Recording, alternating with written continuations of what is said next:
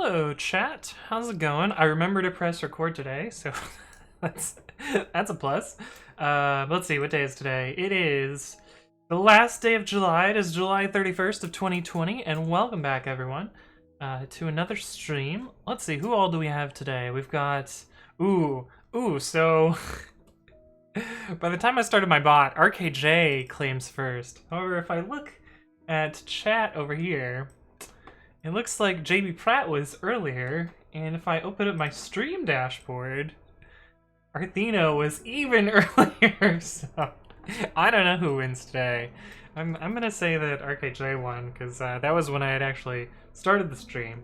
But anyway, welcome RKJ, and Shaz Robot, and JB Pratt, and Yoda Droid, and Artheno, and Flesh38, In-Def Codes, Chico Codes, and Dom DF Coding. Hello, everyone.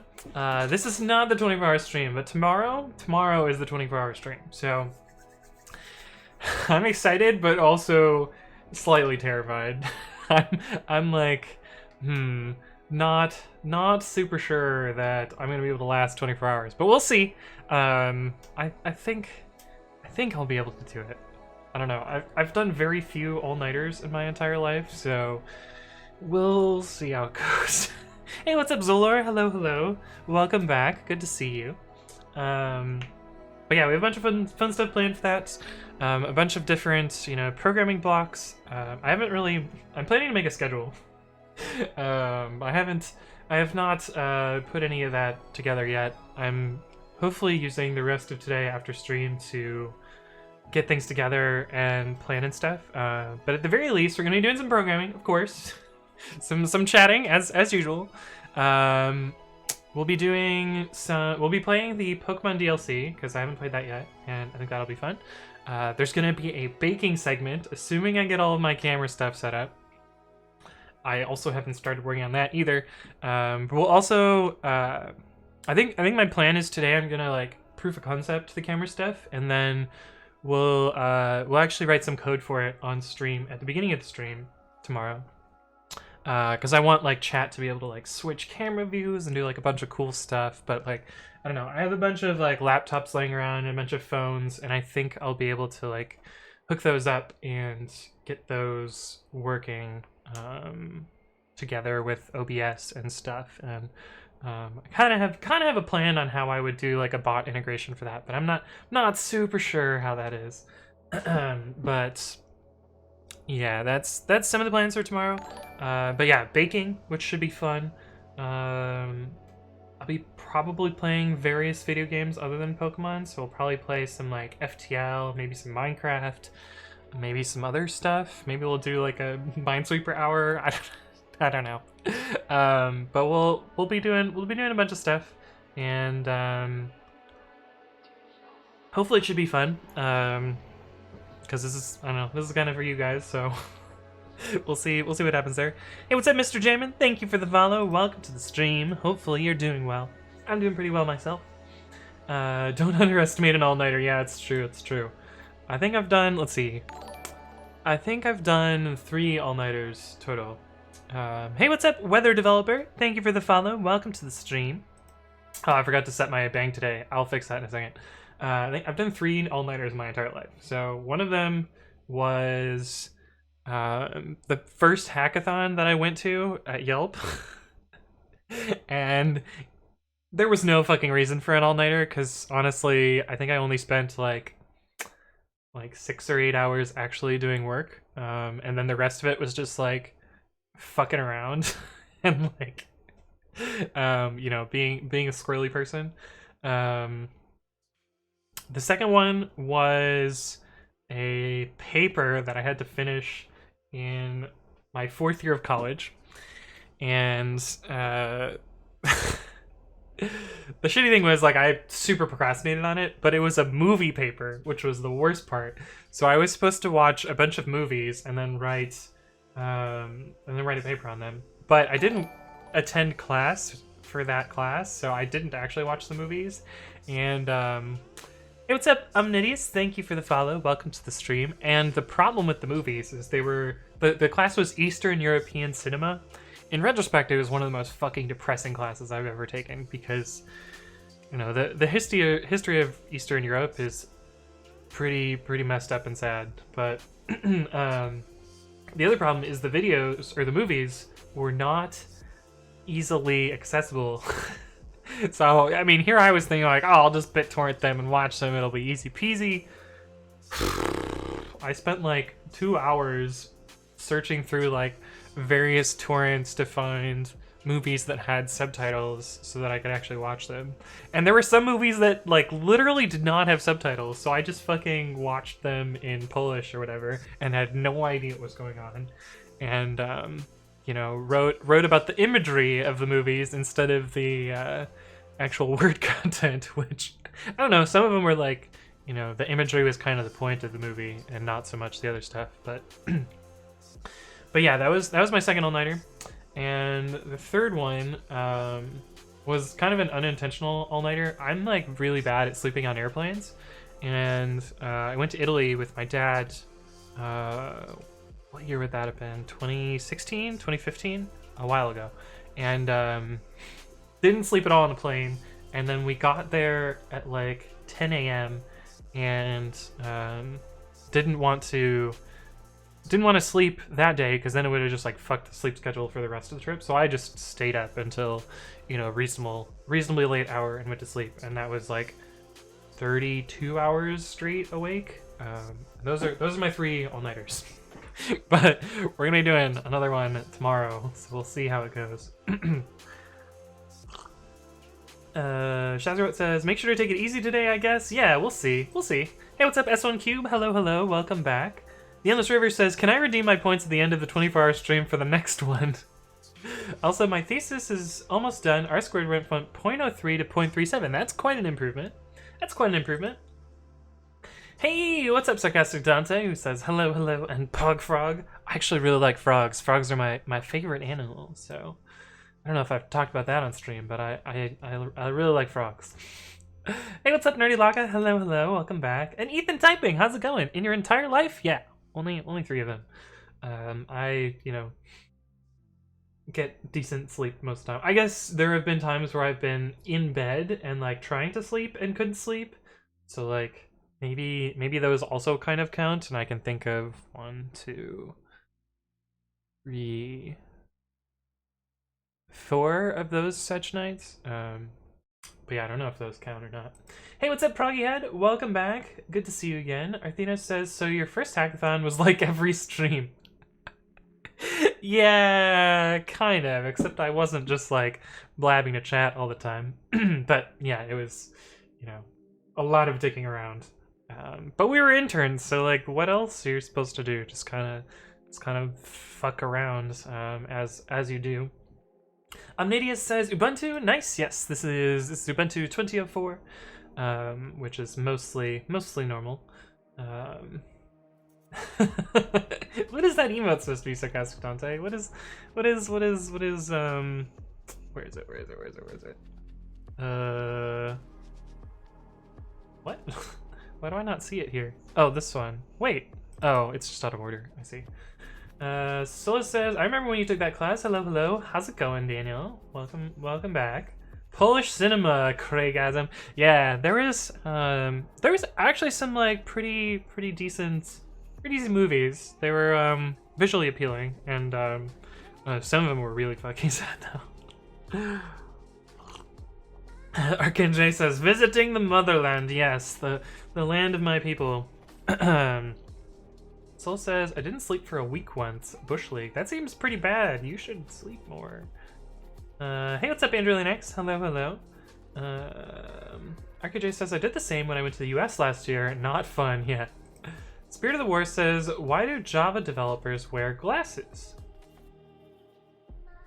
Oh, I know the answer to this one. I already know the answer to this one. It's because they can't see sharp. Ha ha ha ha ha ha. Good yoke. I've heard that one before. That's why I know the answer. Hey, what's up, A5 Kill? Hello. Amnedia says, any advice for somebody who's struggling in college? I actually don't have any advice for struggling in college, unfortunately. I felt like school was pretty easy for me. But I don't know, go to class. I feel like going to class is like the biggest way to do better at school.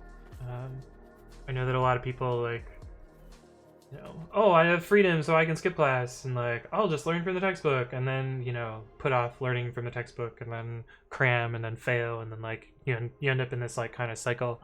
I felt like, you know, you go to class, you watch the lecture, and you kind of understand the material. And then if you need additional studying, you can additionally study after that. Yeah, I don't know why the MOTD is set to E, Mumi Jamala. Someone must have done that yesterday. Actually, do I have... It's really a mistake if I don't have the person who said it in there, right? Select star from MOTD. It looks like... Oh, I do have it. Perfect. It looks like Nuke for Fun set it to E for some reason. Juice's message here. First time chatter, long time lurker. I found you on GitHub Match, a GitHub add-on that finds potential mates on GitHub by analyzing design patterns and commits. I just wanted you to know, I think you are cute, Oni-chan, senpai, sensei, daddy. Ridiculous. Hey, what's up, Imp Y and Chris Cotty? Thank you for the follow, both of you, and welcome to the stream. Let's see. Matrix says 24-hour stream. Yes, it'll be tomorrow. Tomorrow at my normal streaming slot, which is 11 a.m. Pacific, and yeah. MY says, any other Linux preference? I've played a little bit with Fedora. I used to use a bunch of different live CDs back in the day, so I have like some experience with like Knoppix. Although I don't know if you'd really call Knoppix an actual Linux distribution, just like, you know, it's kind of a thing. I have worked with Red Hat and I hate it, so I will not recommend that. I'll recommend the opposite of that. Yes, and my bot has the Pokemon emotes because or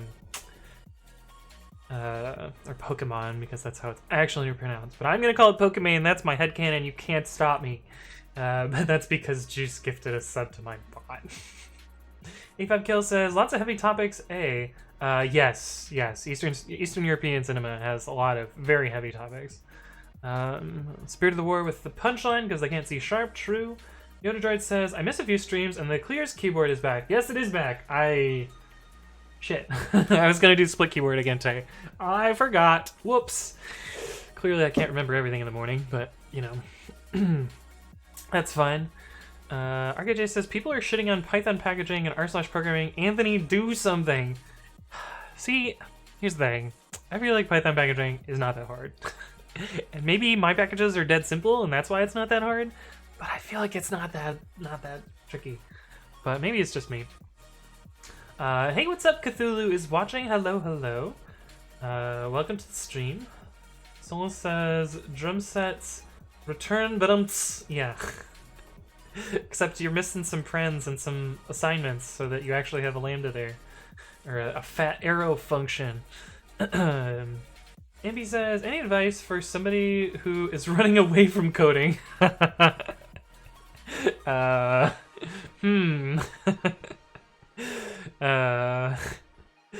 Binary Stream says, I'm interning as a front-end dev, but I find it super hard to focus because it doesn't really feel like it's for me / not challenging, but I also don't know what I would like to do. I want to build something related to work in my own time so I can show that I'm flexible and maybe move around in different positions in the company. The company is very free-flowing, but at the same time, I can't seem to sit down and actually code the thing I want. You know, I actually found myself in a similar situation when I was at Yelp. I started as a front-end developer, and I actually learned the back-end code on work time. So I was working on front-end code, and I was not able to progress because I was waiting for a back-end developer to implement an API endpoint for me.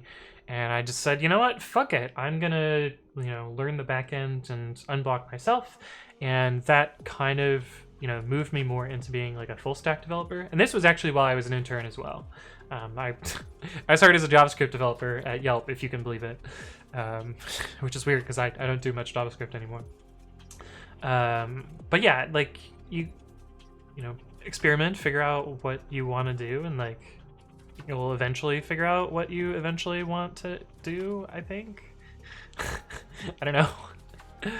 Vasa says, position yourself in the same way you study as if you were at work. Yeah, I think that makes sense. A5 kill has set the MOTD to if else, if else, if else, if else, if else, if else, if else. Nice. Hey, what's up, Catherine? Welcome back. And Githun, good to see you as well. Welcome back. Drop says, hey, Anythony, hopefully you're doing well. I'm graduating from a coding bootcamp next week, and I'm interested in Lyft's apprenticeship program. Do you know much about it? Yeah, I know a little bit about it. I actually talked about this a little bit last stream. It seems like a really cool program where it's aimed at people that don't have a traditional computer science education or background, and kind of gives people kind of a entryway into programming. It's structured very much like a programming internship, like a traditional programming internship, which I guess you wouldn't know if you don't have one. But you're working on like actual production work, and like you're doing real things that people need, and you have a mentor that's working with you like full time to support you and teach you and like educate you along the way. And you get paid.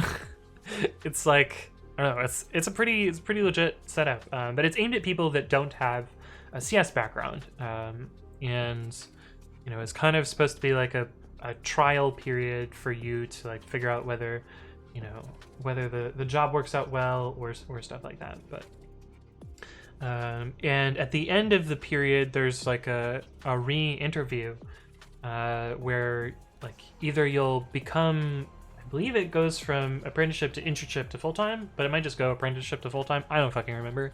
But one of my friends when I was at Lyft actually went through the apprenticeship program, and she did exceptionally well, and so she ended up getting hired back. But the like expectation of the apprenticeship program is that you don't get hired back, and like the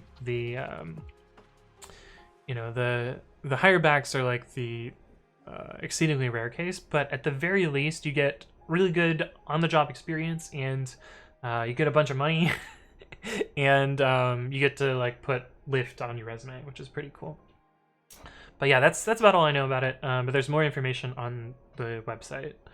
Rallypad says Knoppix, holy shit, throwback. Yeah, throwback to like fucking 2004. That was like 15, 16 years ago. Hey, what's up, Ultra Stores, who says Kek. Hello. And Enzak, welcome back. Good to see you. How's it going? A5 Kill says blue trousers. Today I am wearing green shorts. So they're not blue. They're very green. Oh, I'm showing some leg. Wow. What is this stream? Hey, what's up, Michaela? Thank you for the host, as always. Good to see you. Hey, what's up, Fudu? How's it going? Drip says, I've been reviewing that page, just wondering if he has any other info/advice. Not really. A little bit, but not really. Ethan says, every time I have to build wheels for Mini Linux, I am sad. I feel like it's not that hard.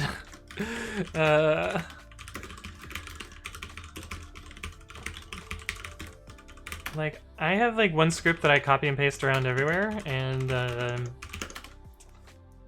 okay, maybe the script is a little bit long, but it ends up really just being like these shell commands inside this Docker container, and I don't know, I feel like it's not that hard.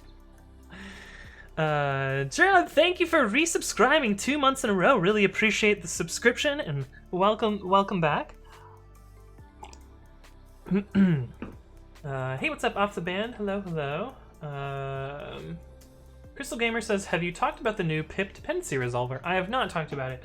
Well, I talked about it like months and months ago when it was, just starting to work on, because I've talked a lot of times about how it doesn't have a dependency resolver and how that's really fucking broken. But I'm pretty excited for the dependency resolver because it means that pip will actually have a consistent and correct way of installing dependencies and reporting conflicts. I think this will frustrate a lot of people because there's a lot of packages that, don't specify their dependencies correctly and are just like working accidentally today. And I think it will require people to be a lot more correct about the way that they specify dependencies, which is good. It'll fix a lot of these like shitty packages that are on PyPI right now that do it wrong, and so hopefully that'll improve there.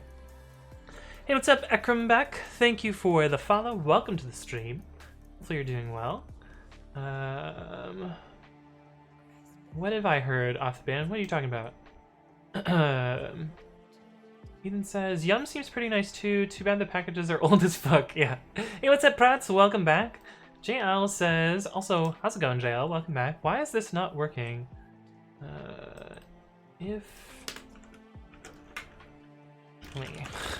Let me put this in a file. Oh boy. So this is what you have right now. My guess. So this is saying if z is empty, right? Man test -c. The length of the string is 0. So if name is empty or password is empty, so maybe you wanted something like echo set name. Oops, so that's single platform. Set name and password exit 1. So maybe you have something like this and bash t.sh. So you can see that it says set name and password. And if we set name equals foo, it still does that. We do password equals foo, it succeeds. But what you probably have in the script, if you're following some sort of best practices, is probably set EUO pipe fail up here. And so this will complain. Well, that one won't complain because both of them are set. But when one is unset, it'll say that there's an unbound variable here. And usually what you do is this weird syntax here, which I don't remember what it means other than like, I think it means that when this variable is present, replace it with the string after there, or if this variable is present but empty. And in this case, we're replacing it with the empty string. So now it will work. It will also work if you have name equals the empty string. But I think that's maybe what you need.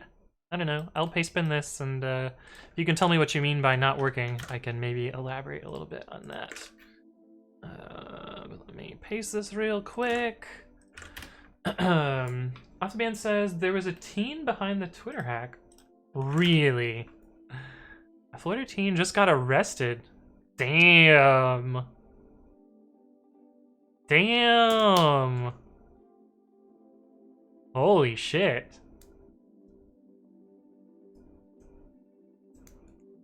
That's fucking wild. Shit, dude. That's fucking crazy. But a 17-year-old did that. I mean, then again, let's see if we can find this. 14-year-old Anthony Gmail hack. This was me at 14. Not to like one up or anything, but I found an XSS vulnerability that allowed Gmail account takeover just by emailing somebody a piece of code. But and that was fucking like 15 years ago now. Shit, dude. It's crazy. But anyway, that was a thing. Yodadorn says you should do the 24-hour stream by only using the BDN9 keyboard. Yeah, 4% keyboard. There's no way I could do the whole stream on this bad boy right here. Fudu says, what do you think are the advanced topics in Python? Meta classes, import hooks, code rewriting, bytecode manipulation,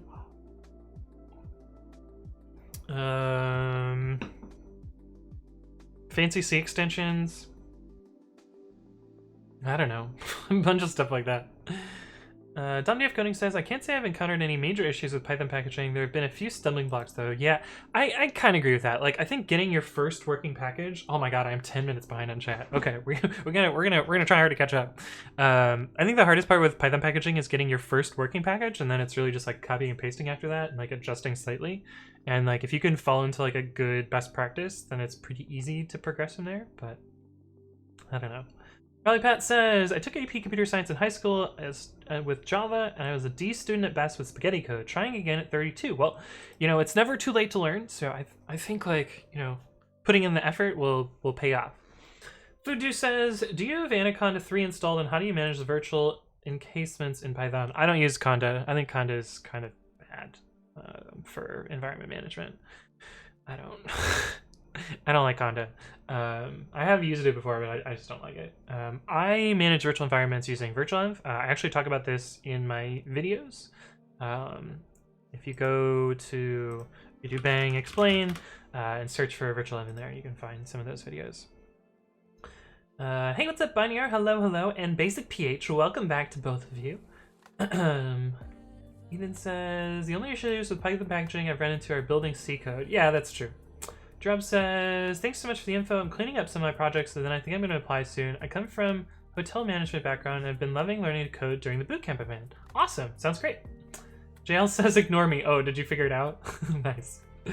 Binary says, Knoppix was like the live CD start. Yeah, it was the gateway live CD. It was my Linux gateway too. I had not really done any Linux before that.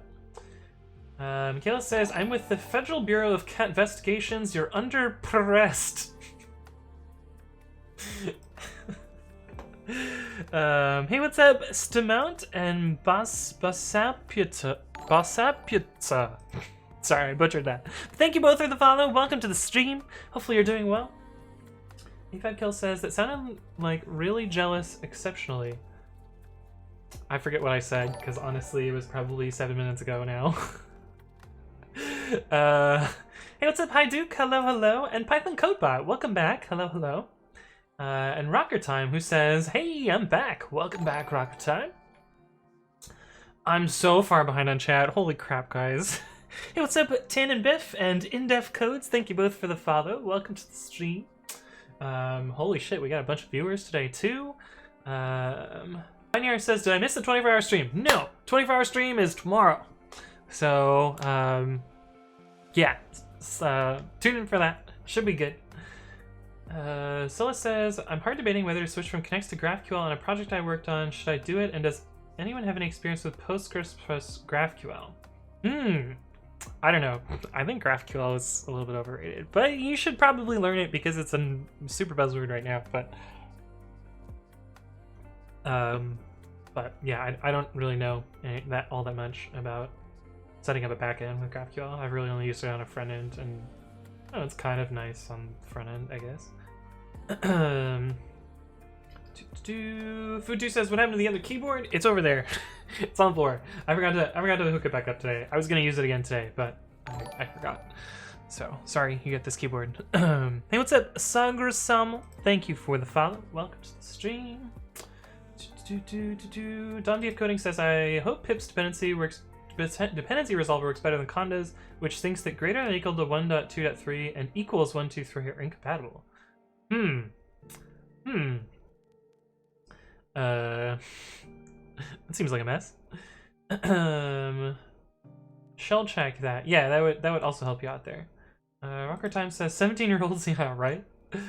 Hire that guy. 14-year-old Anthony, yes. He's gonna be a security consultant after prison, probably, if he goes to prison. I mean, there's also a possibility that it's kind of one of those like catch me if you can kind of deals, where they're just like, you know, we could send you to prison, or we could make you a head of security. That's something for the resume. I mean, it's certainly a talking point. Hopefully you got a bounty for that. I did not. I fucked up. I was a dumbass teenager. I did send it into like the security team, but nobody replied to me, so I was like, fuck it, I'm gonna post this on dig.com. And I was on the front page of like 4 or 5 different things. Like I was on the front page of Yahoo News. I was on, of course, the front page of Ding. Like all sorts of stuff. It kind of blew up. You know, back when 1,000 upvotes was a big deal. Hey, what's up, Mefs? Thank you for the follow. Welcome to the stream. The FBI jumped him. He's on a list now. I mean, I'm probably on a list. Let's be real. Have you heard about how some ticket contractors falsify sport tickets to spy on celebrities' information? Yeah, I mean, that happens at every company. Like, 100% for sure. It happens at every company. And it's not always illegal either, so people just, like, fucking do it. And that's just the way things go. Dvorak 24-hour stream. There's no way. There's no way. Record J says code generation. I'm 6 minutes behind, so I've lost I've lost context. Binary says they blocked the 200,000 transaction. Let's talk more, so Anthony will never catch up. Yeah, that's true. Python Combat says fail from Anthony on catching up with chat. It's true. Michaela says imagine being 32 Kappa. Mumi says I feel like if packaging requires copy pasting, the process could be easily more streamlined. Yeah, but if you look at like all of the packaging metadata that you need, you kind of need all of it. Like, you kind of need the name of the version, you kind of need a description. This could be automated, surely. And if you're using the tool that I wrote, this is automated. This you kind of need, this you kind of need. This can be automated, because my tool automates it. This could be automated, because my tool automates it. This you kind of need to specify. Dependencies you kind of need to specify. And if you have you know, entry points, you kind of need that. And this could be automated. This is package data. And then this could be automated. But I don't know. So a lot of this you still need to do. But even that, like, this file is 70 lines, and some of it is from MyPy, so it's really MyPy Uncovered. So it's really only like 50 lines of code, so it's not that big of a deal. I don't know. Artheno says the con is good if you have additional requirements such as CUDA. Yeah, if you have additional binary requirements, that's where it really shines. But I don't tend to need that. Hey, what's up, Tan and Biff? Hello, hello. Who says, yo, what's up? How's it going? And Basa Putza, hello, hello. Unseen Stars says, I came to read the chat both on my PC and through the stream. Yes, I have my chat bot here. Which, yeah, I'm getting pretty close. I'm like this far behind on chat. Binary says 2 streamers I watch are doing 24-hour streams tomorrow. What? You should show up to mine and not theirs. Did someone redeem the points? Yes, Sarcastic Dante redeemed the points. A5 kill with the case. I see what's going on there. What's about success backend is easier than front end? I don't know. Sagrasmal says you're welcome. Well, thank you for following again. Mindful Fox says, when are you gonna get a new mouse? Yeah, because I've got this fucking garbage ass Logitech mouse. I don't know. I've never really been like a fancy mouse person. Then again, I wasn't a fancy keyboard person, so. Hey, what's up, Teddy Hack? Thank you for the follow. Welcome to the stream. Hopefully you're doing well. Inbiff says, I've got a question for you. At Lyft, you'd name backend services. It's really hard to find generic names for everything like Orders API or Shipments API. I've seen companies use Game of Thrones names. So I really like functional names for services. Lyft had functional names, which was great. It meant that like if you looked at the name of a service, you had a pretty good idea about what the service dealt with. You know, like coupons dealt with coupons, and like rides dealt with rides, and you know. Fuck, what was like some more complicated name? I don't know, but like all of the services were named reasonably well. I find that when you have cutesy names, you kind of have 2 problems that you end up having. Like the first problem is that it's really hard to know what service does what and keeping track of all of them. And the second problem is sometimes you will end up with inappropriate names or culturally inappropriate names. And renaming microservices can be a real fucking pain in the ass. And if, you know, some of those names leaked, they would be a problem. Like, Lyft used to have a service called Creeper, which was not the most normal name for a service, and like, you know, it kind of did what you thought it might do if a service is called Creeper.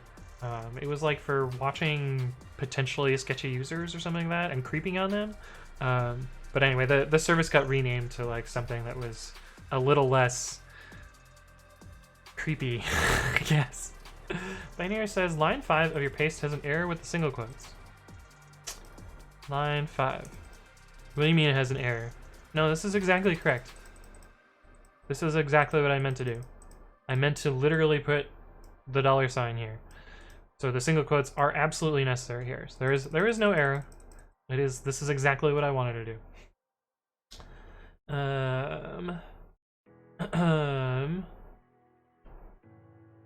Tanabiff says, I meant how'd name. What? He's so behind, it's true. Like Joseph says ls-l. I mean, I can do that. I don't know why you would want me to do that. Binary says expressions don't expand in single quotes, use double quotes for that. No, I didn't want to expand the expression. I literally did not. Rallypat says, speaking of dig, I'm pretty sure the first person I learned about Knoppix from was Kevin Rose. It was probably me too, Rallypat, to be honest. Yeah, I used to watch like 2 of his, I guess one of them was, they were vidcasts, like they were one of the first vidcasts, I guess. Or vidcasts that I watched at least. God, what were they called? One of them was called System, S-Y-S-T-M. What was the other one? I don't know, but Kevin Rose and Alex Albrecht would sit around and drink beer and talk about tech stuff, which honestly kind of sounds like my stream sometimes. Hey, what's up, Toddy? Hello, hello. Still 6 minutes behind. Ah! Okay, we're catching up though. Hey, what's up, Manuth? Hello, hello. Futu says, how often do you use decorators in Python? Decorators make me crazy. I find that they're useful sometimes. I feel like they're not always super useful, but they're, I don't know, I use them pretty often. RKJ says, small packaging question. Is it possible to package 2 packages from a single setup.cfg file? I have 2 packages. One is the core and the other is an extension / plugin to the primary one. No, you kind of need 2 separate files for that.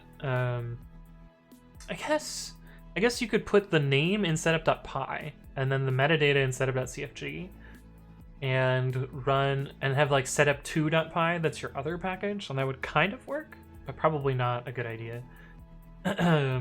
You could, but probably wouldn't. Mindful Fox says core service. Yeah, that was the other thing. We had a team called Core Services at Lyft, which was the most fucking useless name ever.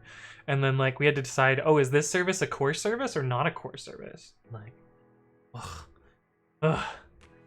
Tanabu says, say you're creating a new serverless API that fetches files from S3, performs some processing and returns some data, and does a couple of other things. I can't figure out a generic name for it. I mean, what is the S3 data about? You could probably name it based on that data that it's doing, or something like that. Omnidius says, what are your hobbies and interests that are non-programming related? I like to run, I like to bike, I like to go indoor bouldering, rock climbing. I like to go skiing, especially downhill skiing and ski racing. What else do I like to do? I like to rollerblade. I haven't done that in a while, though. I used to like drawing and painting a lot, but I haven't done that in a really long time. I write some shitty poetry sometimes. I don't read books as often as I should, but I do like to read books.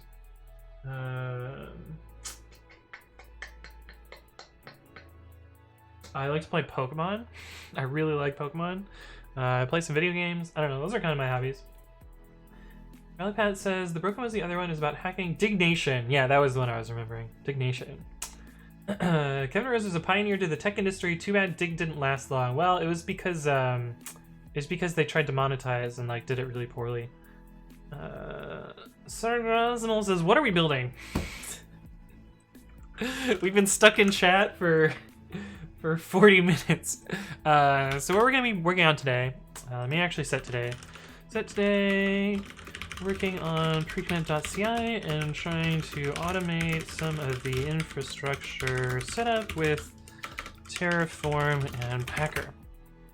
Yeah, the plan is to do some automation with Terraform and Packer today and do some IAM management with AWS. and try and get some of this stuff set up and working. My goal for today is to get an EC2 instance launched with my custom AMI. My custom, I don't remember what AMI stands for. Application something image? I don't know. something like that. But yeah, that's the plan for today. WF Coding says, I was looking through a well-known devs repos and one of them had Nazi in the name, perhaps not the most respectful name. Yeah, that would definitely be a library that I would not use, or a tool I would not use, because that seems insensitive. Hey, what's up, Taskful? Hello, hello. Welcome back. Athena says, serverless functions are so fucking annoying. So, I feel like serverless is actually kind of a good idea-ish, but it's implemented poorly everywhere. I think it could do really well if it was implemented better. But like logging and monitoring and visibility into how things are working seems to be really piss poor. And could be done a lot better. But I don't know. Mindful Fox says painting segment tomorrow. Maybe. I don't have any. I have 0 supplies here. Oh, I could play violin on stream tomorrow. That would be fucking dope. I have not. I'm so out of practice though, so it would be a mess. But yeah, that's another idea. Arthena says buy Ring Fit Adventure and stream it. What is Ring Fit Adventure? What? Oh, is this like Wii Fit but like new? Huh, interesting. Hey, what's up, XDDDDDDDDDD3? Thank you for the follow. Welcome to the stream. Hey, what's up, Wasso Clutch? Hello, hello. Ethan Typing says, Anthony's streams are just chatting? Always has been. Yeah. Rallypat says, do you have a preferred key switch? I hammer type with my sausage fingers at over 100 words per minute, and my fingertips hurt if I don't use something like blacks, which are heavy. So these are clears. I really like clears. I don't know. Typewriter. We'll do a quick typewriter. But I really like my clears. Oh, this is a long one. Damn it. I have another keyboard with reds, and they're way too light and not clicky enough. So I don't know. But these I really like.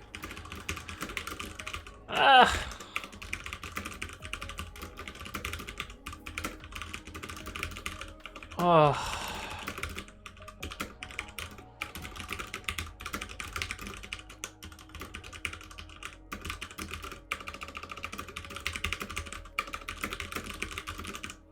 Oh man.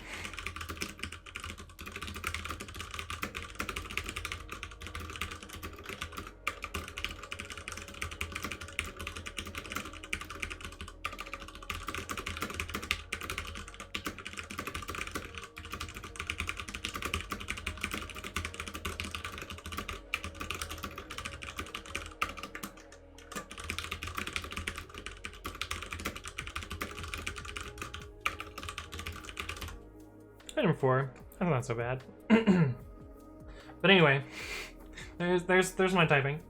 Master Clutch says, I kind of want to try brown, but I have Chico style Apple keyboard. Ooh, the Apple keyboard is so garb. Fucking hate that keyboard. Rallypat says, my Ducky Zero is like 8 years old now, and I was hoping to find a new keyboard to replace it with. Michaela says, I can see that right hand creeping over to the left side and stealing key presses. It's true, Michaela. It's true. I'm so bad about cheating. I mean, also my right hand is really just these 2 fingers. And this, I guess these 3 fingers. The space bar and these 2 cheating. But yeah. Type Racer was a Chad move. We do a lot of Type Racer on here. It's not necessarily a Chad move, but oh, usually I can hit higher percentages. Only 97% accurate. Yeah, that was pretty bad today. But what is the spooky ghost? You can try and beat this score in ghost racing mode. What? I feel like that's not good. Omnidius says, can you play any Shostakovich? I don't know any songs by Shostakovich. But I probably could play some of it. I took lessons for, let's see, started in 3rd grade? I butchered his name. Well, fucking, I don't know his name. How am I supposed to pronounce this? Is there a pronunciation here? Dmitry Dmitryevich Shostakovich. I was fucking close. Come on, let me be close enough. But yeah, I played violin for what, from age 8 until age 18, so about 10 years. I still play it occasionally. I'm just not so practiced anymore. Joint says it's awesome to see how Anthony goes completely silent when he's really concentrating on typing fast. I mean, I'm not completely silent. I complain about the words. Like that one, I really didn't like that the word "ain't" was in there. And my hands were really like, ugh, I'm typing "ain't." Why we're doing this? I have a Unicomp Model M that I love, but it's like being in the engine room of a diesel submarine in volume. Yeah, it's true. Okay, we're caught up. Cool. So I did want to talk about what I did offline because I did a couple of things while I wasn't streaming yesterday. Stop. Let me click on this link. I was actually reasonably productive yesterday, which I felt good about. Also, I guess I did this on the last stream day. This was just like a very simple change. I meant the intention of this change was to change this name here to Vienv. This is the Yelp naming scheme, but no one in their fucking right mind uses this naming scheme. So I changed it to Vienv because that's a more common virtual env name. So it was really just a documentation update, but then I had to fix the build because the build was broken. But that was that patch. And this one came from a bug report on pre-commit, where someone was very confused by the output here because this log was not the best. So the log gave them actually a crash log, and it shouldn't have given them a crash log because there's actually a user problem here. But, you know, just random Unicode decode error in a stack trace that's really hard to understand. So I wanted to improve this situation and make the error message better. And, oh, I forgot about this. Should fix that at some point. But I decided to improve config.v so that it would point at the actual file name when it failed. So basically it was moving this code inside this validation context such that when it re-raised the error, the stack trace would contain this. And if we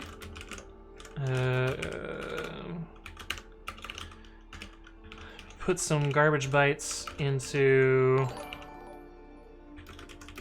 pre-commit config, this is the old error message, where you would just get like this random Unicode decode error. But if we upgrade config.v,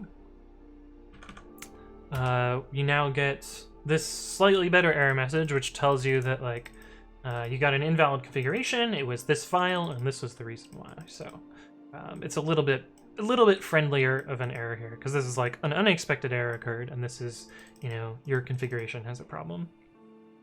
Hey, what's up, Shoes? Thank you for the follow. Welcome to the stream. Hopefully you're doing well.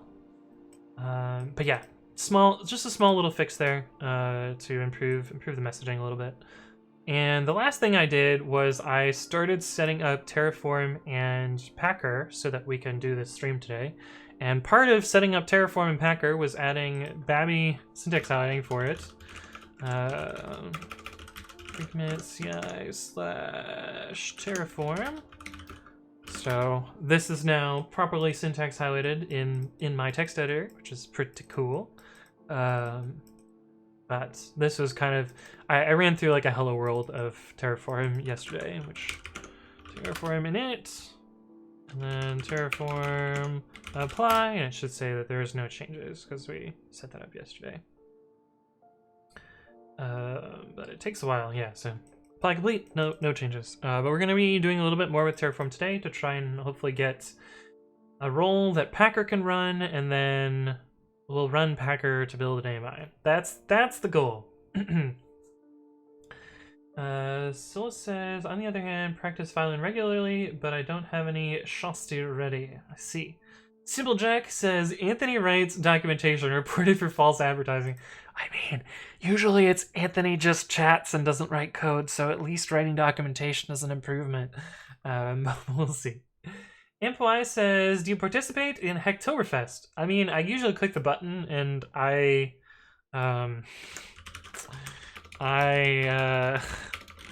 if this page even loads. Oops, that's not the right one. So about GitHub, about open source.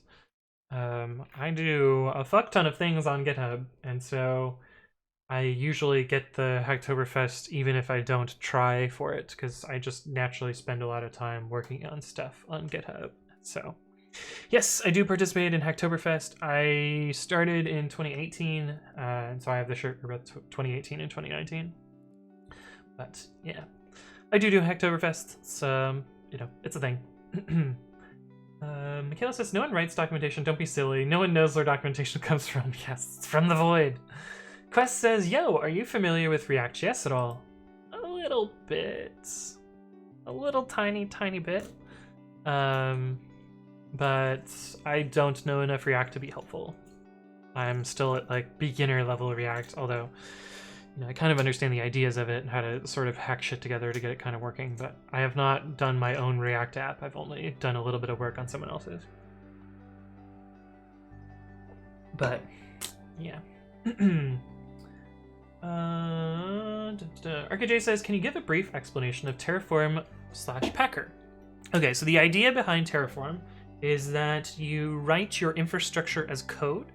So you tell it like all of your resources that you want to allocate and like how you want to allocate them. It is a type of configuration management. So you can see in this file here, roles.tf. This is a Terraform file. It says that I'm using the AWS provider. This is just, to hook up a plugin behind the scenes. And I have two things that I've set up here. The first is a policy document that I should show on the other screen so that you guys can see it all. Pre-commit.ci, Terraform. So the first thing here is a policy document, which in AWS is just like how you talk about a role. So you say that like it's a, I think in this case this is just saying that it's an EC2 role, and it could be assumed by a. I think this actually is saying that any EC2 instance can assume this role, which I really don't want that. But I'm gonna, futz around with this and get it working better at some point. I actually want this Packer role to be runnable locally so that I can use the credentials from that. But I don't know. I have not worked with Packer with EC2 before. I've used Packer to build. Oh, I'll talk about Packer in a second. But anyway, the idea behind Terraform is you declare your state that you want to have here, and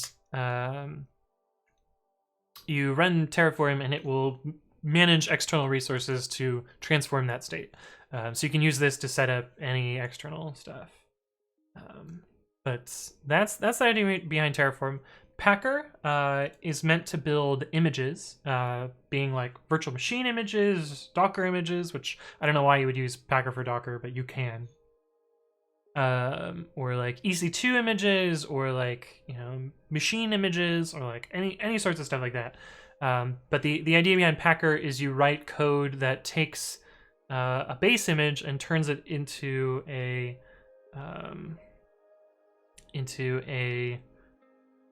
a different image that you would use for like your application or whatever.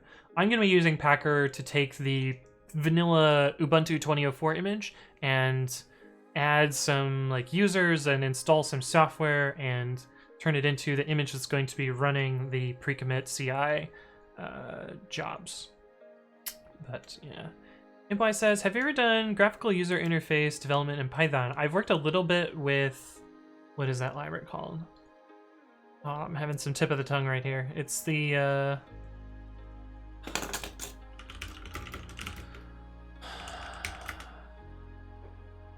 don't even have it installed to it. tkinter, that's the one I've used. I don't have it, didn't find it here. But I've done a little bit of tkinter. I've heard good things about Qt, and I've done some terminal UI, but I have not done any graphical UI beyond like a little tiny bit about that. Clutch says, is Sass written in Python? I just saw the icon. So this is the Sass organization, which contains several implementations of Sass. The original implementation, which was Ruby, is now deprecated. The one that I've contributed to and work on is the libsass implementation.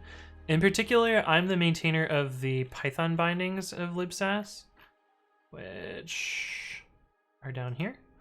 So I'm the maintainer of the Python bindings for this, but I've also contributed to libsass itself.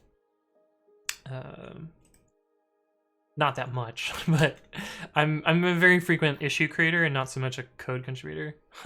Lol, CSS is my passion. Fucking great GitHub. You did it. I bet we can fix it by doing this. Yay. But yeah, like I have like 12 commits, top 15 somehow, which is actually kind of amazing. I didn't think I'd be top 15 on this, but yeah, I've contributed to this. This is C++, and this is a C binding that is exposed to Python.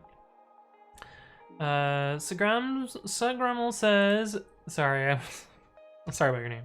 I fucked that up again. It's my first stream of yours. I don't understand what you're doing. Okay. I guess I'll talk a little bit about pre-commit.ci. I really need to put this in a video. So pre-commit is a tool that I created for managing linters and code formatters and also integrating with Git hooks. And the basic idea is you set up a config file of tools you want, and it knows how to install them and run them against your code. So that's pre-commit. I'm building a purpose-built CI system for this. This is kind of like an idea I've had for a long time, but now that I'm laid off and have some time to potentially kickstart this and make it, a real thing, I've been working on this and streaming it to you guys on Twitch so you can see the madness to the to making this a reality. But I'm mostly gonna be working on pre-commit.ci on stream. Stanislav says this is not the 24-hour stream, is it? No, tomorrow. Tomorrow is the 24-hour stream. Lasso Clutch says I'm strangely excited to build this AWS infrastructure. Yeah, I'm pretty apprehensive. I'm like super scared that I'm going to show you guys tokens because I am less familiar with setting up AWS stuff, and it will be a little bit of work to get that working. Hey, what's up, Iwek? How are you doing? Thank you for the follow. Welcome to the stream. Mikhail says EC2 sounds like Ace Tilly. It does kind of sound like Ace Tilly. You're right. Sigfur says, how would you recommend getting started with CI implementation in an application? Any site/apps you would recommend? Like, are you building a CI or are you using someone else's CI? If you're using someone else's CI, I would suggest using GitHub Actions if you're on GitHub. If you're not on GitHub, I would suggest Azure Pipelines, which has support for other CI providers or other source code providers. Otherwise, you're kind of stuck in like the Jenkins roll your own land, which no one wants to use Jenkins. Jenkins is kind of shit. But I think your best bet for getting started with CI is to like find examples of what other people have done. I've actually put together a YouTube video about setting up a Python application in GitHub Actions. So you could check this one out. This is a potential place to start.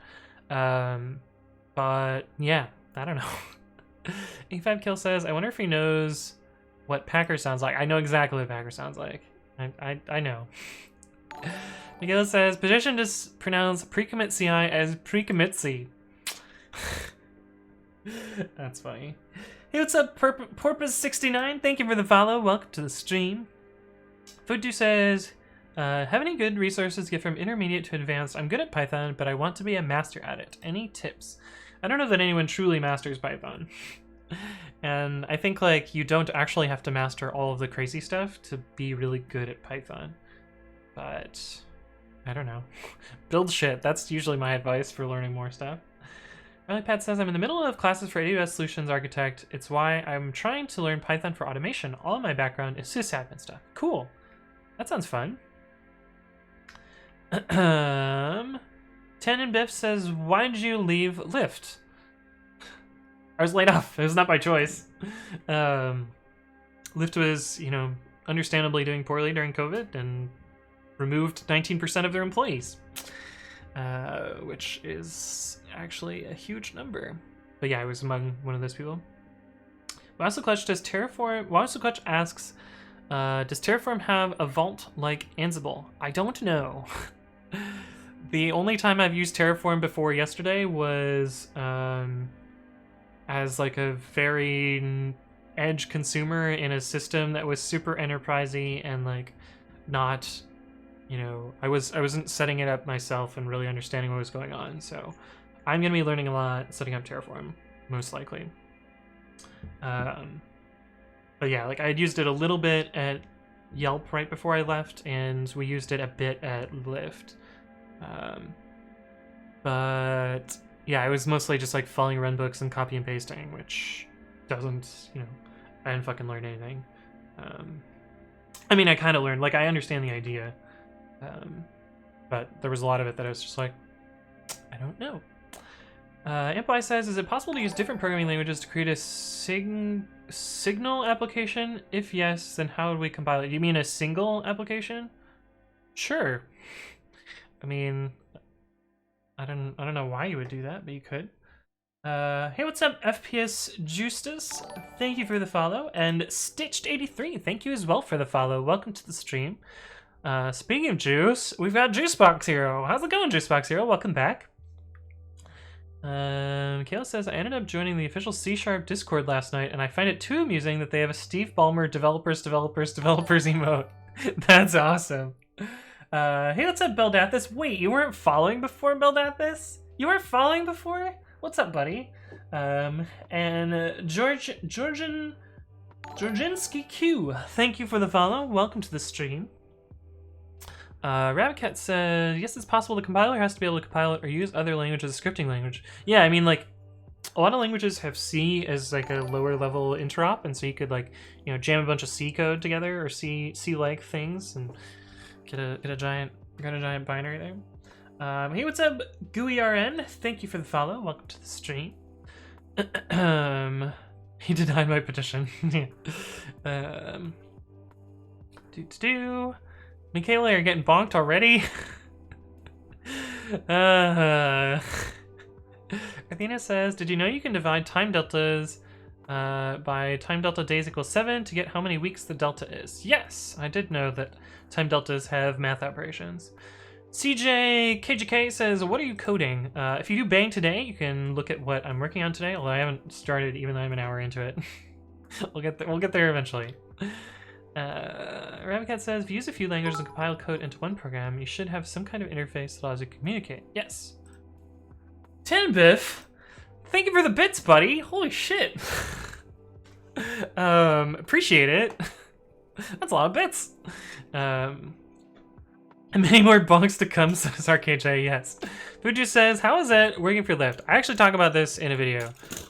So if you go to my YouTube channel, youtube.com/AnthonyWritesCode, there's a stream where I talk about my layoff, and no, it's way back, but let's see if I can find it. Lyft. Yeah, here we go. I talk about it in this stream, so I talk a lot about my experience and like what I felt about that. But yeah, you can check that out there. Danviv has gifted a sub to the Endless River, who is now at 4 months of subbage, and you guys know what that means. It's a little warm in here today. But thank you for the gift sub, Tanviv, appreciate it, and welcome back to being a sub, the Endless River.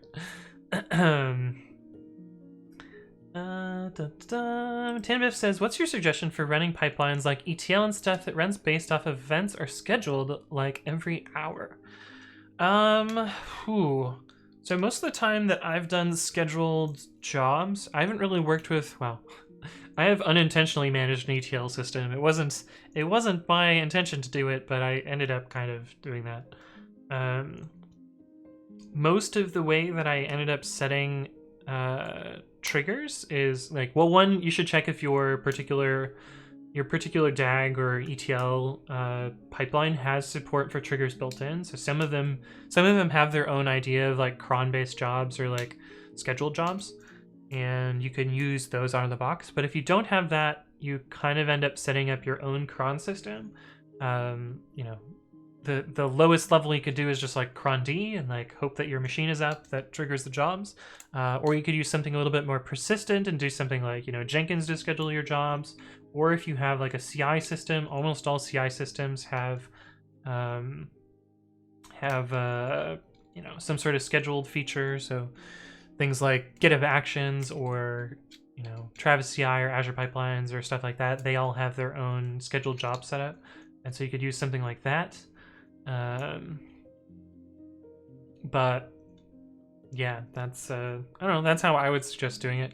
The way we did this at Lyft was through Kubernetes crons, which are yet another way you could do this. But Belnatha says, how am I not following right? Georginski Q says, do you have any tips for learning Python from scratch? Yes, I do. I have a video for this.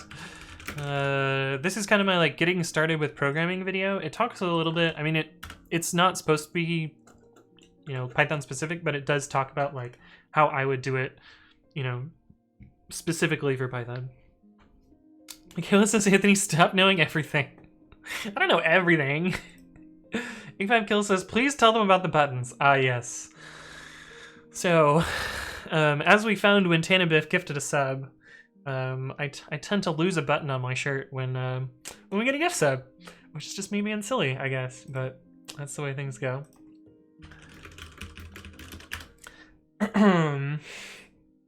Porpoise says, wild that you can just watch a Talks core dev on Twitch. That's awesome. I mean, Talks, PyTest, pre-commit, Dead Snakes. Silly or slutty though. Called the fuck out, Juice.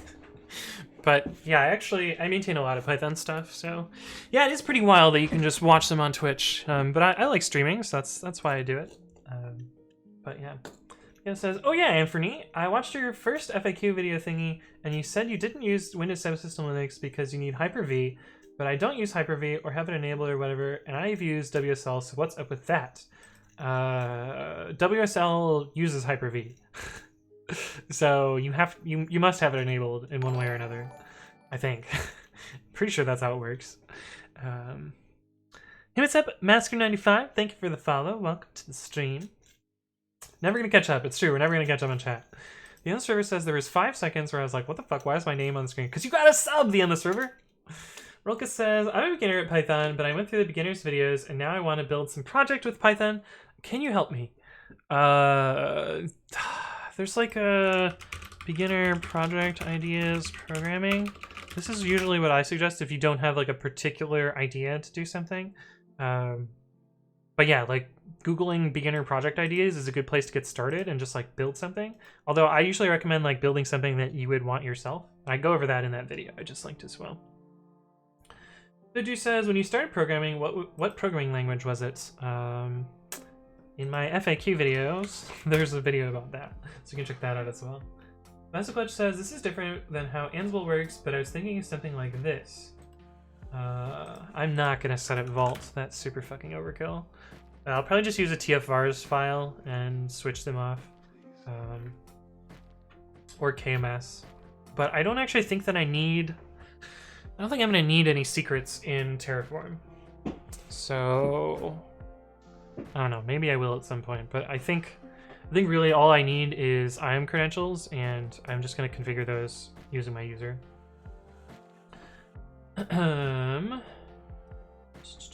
J Pratt says, trying to figure out Kubernetes now. Kubespray is making this seem too easy. Kubernetes is fucking complicated. It's so complicated. Arthena says, can you parse the video list into bot commands? Probably. Thing is, like, I don't know what the texts are, and you kind of need to do some natural language processing to get the right video out of each of them. So I don't, like, if somebody wants to build something that's like, you know, bang video text word thing and then it like fuzzy matches, that would be kind of cool, but I don't know how to build that. Or I do know how to build that, I just it doesn't interest me to build something like that. But yeah, the bot is on GitHub if you guys want to contribute to it, so you can check out the link to that here. But yeah. Dun, dun, dun, dun. Juice got bonked. That wasn't bonk worthy. I was just speaking my truth. Silly or slutty? Juicebox Heroes truth. Broken Mirrors, how's it going? Haven't seen you in a while. Welcome back. I read superficially about this today, but it uses Hyper-V when you're using WSL 2. I think WSL 1 does not. Oh, maybe that's what it is.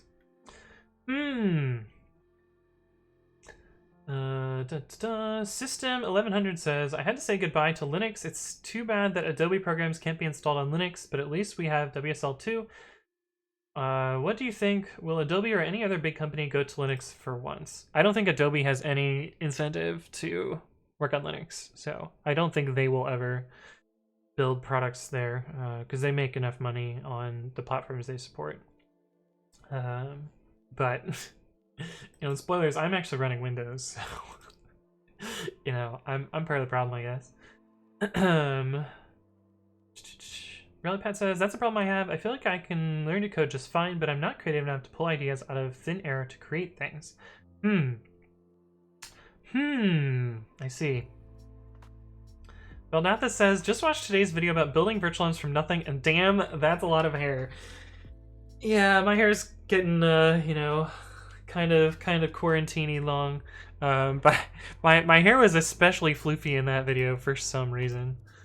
I'm not entirely sure why I was such the fluffball in this video, but this is like super fluffballing. Oops, that's not what I want to do. Super fluffballing me, but it's true. It's true. Rabbit Cat giving some good advice there. Zark's IV says Angular is easy. Ooh, I would not recommend starting an Angular JS project in 2020. But yeah. Kubernetes for a small project is like trying to kill an ant with a bazooka. Yeah. Rabbitcat says, reading chat from the terminal. Yeah, I mean, this is my chat bot, so it also prints out chat as, you know, a side effect here. Sarcastic Dande says, you remember what the peps are about? Assign some IDs to the videos then. Yeah, I could like try and remember the numbers of all the videos, but you know, when I usually create like 3 or 4 a week, that that adds up quickly. Somebody said that I should put the URL into the explains command. It is in the explains command. It's the second link in Bang Explains. So you can get to this page from there.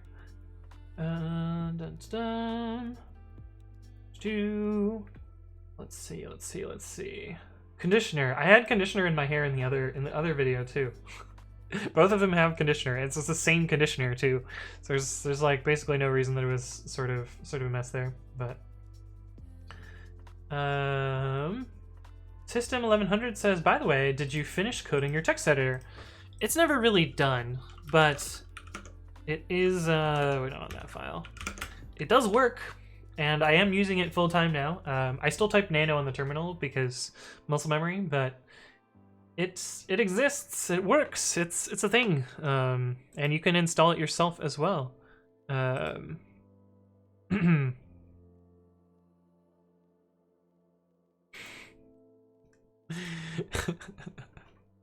Oh, this is fucking funny. Sorry, a bit off topic. This issue got opened on PyCodeStyle the other day, and PyCodeStyle is essentially a whitespace checker for Python code. It's part of Flake 8. This package used to be called pep8, and this person is asking about particular docstring stuff, and docstrings are not covered by PyCodeStyle at all. There was a separate tool called pep257, which got renamed to PyDocstyle. Which if you're following along at home, PyCodeStyle and PyDocstyle are very easy to confuse because it's, you know, same letters right in the same space. Especially at a glance, they're really easy to screw up. But this person had mixed up the two, and it's funny because these two packages renamed because Guido literally threatened a lawsuit over packages using pep8 and pep257 as names, and yeah, it makes these actual names super fucking confusing. But anyway, I just got an email about that, so I figured I'd show you guys as well. Purpose says, do you think the job market rewards specialists or generalists for software engineering? It depends. Depends on what you're specializing in. I think generalists is, you know, better, I guess. Because at least you're like flexible. But I don't think you ever truly end up in a specialist role. Like you're always going to be like slightly adjusting your skills and, you know, working on newer, different things. But yeah. WDF Coding says there's a Monty Python sketch where they're hunting a mosquito with a bazooka. Nice. Omnidius says, what are thoughts on sites like LeetCode or HackerRank? Do you think it's an effective way to practice programming? I don't. I don't think that you end up actually using a lot of the things that those sites focus on beyond like shitty tech interviews. But yeah, I don't think they necessarily. I don't think they make you a better programmer at all. Tanabiff says, one last question. If I want to continuously deploy a simple Python app API to an EC2 machine via GitHub Actions, how would you do it? Through Docker? Question mark. It's annoying to create all that ECR, ECS, Fargate mess for just a simple server. Yes. Hey, what's up, the Jack Good? Thank you for the follow. Welcome to the stream. So one idea, if you can get away with it, and you don't want to cry a lot, is Lambda is potentially easier than setting up EC2 instances. But that said, I'm actually doing essentially what you're describing, which is to set up a pipeline for this. And I haven't automated any of it yet. I haven't set any of it yet, but my plan is to have a AMI that I roll pretty frequently and some amount of bootstrap code that sits in that AMI. And that bootstrap code will pull down a Docker image and then run that in kind of a spin loop. And then I will bump the version of the Docker image using some, you know, configuration file somewhere. And that's kind of how I want to structure that. I don't think you really need to set up ECR to do that. You can just use like Docker Hub or even just like S3 and like pull down the image as just bytes from S3. But yeah, that's kind of how I would do it. You would probably give GitHub Actions a secret and promote that way. I recently set up Docker Hub for a repository, and it was actually, you know, beyond the initial setup, it actually seems to work pretty nice. Like it auto builds based on my base image changing and like a bunch of kind of nifty stuff there. But yeah, that's probably how I would do it, or at least that's how I'm going to try and do it for my system. Although I'm going to try and put as much of it as I can in Lambda, just so that well, one, because it's cheaper because I get a bunch of free Lambda invocations, but also it means I don't have to manage a server and I don't have to do any of the like auto scaling stuff myself. But that's the plan. System 1100 says, is there any caveat on using a VM instead of dual booting Linux? Your VM will be slightly slower than dual boot, but you'll have the advantage of like being able to snapshot stuff and you know, try a bunch of other stuff and context switch really quickly, which you can't really do otherwise. Innoviv says, so whenever I deploy new code, it would pull it onto the machine, run some procedures, and restart the server. Yeah, that's essentially, so when I talk about like building deployment systems, there's kind of like 3 phases that people go through in most companies, and like the first is like, you know, manually sticking code on a box, and then the second phase, which I usually call like a classic type deployment, is kind of like an eventually consistent polling system, which like checks some version and pulls down when it updates, and like, you know, pulls down stuff, sets up whatever it needs to if it needs to, and then restarts the server. And that's kind of like the classic setup. And then you have your like orchestrated container setup with something like Kubernetes or Mesos or, you know, some other managed containerized software, which is kind of like your orchestrated setup, or your software as a service setup kind of deal. and like you're describing what I refer to as like a classic deployment, and that's also what I'm trying to build, because I'm not about to like run a fucking Kubernetes cluster to do a tiny little application. But I will at some point need to make it work in, you know, Kubernetes or whatever, because I want to build a like turnkey solution that enterprises could use for this product and like pay me a bunch of money to run their own copy of this system. So I will need to figure that out at some point, but have not yet. Tanabiff says maybe use Fabric. Yeah, Fabric is an idea.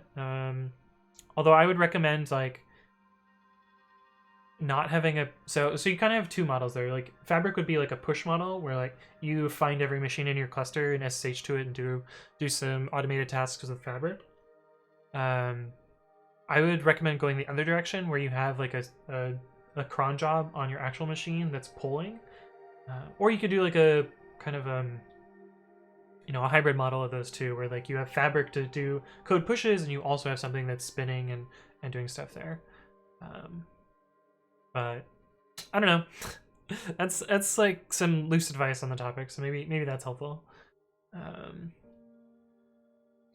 Link code will help you understand big O notation and why it matters. Kind of, but even I don't even think big O matters all that much. Like if it's simpler to write a for loop and like it's not performance critical, like fucking write a for loop, and you know you don't need to do all this like bisection set stuff when like the code is simpler to just loop over it.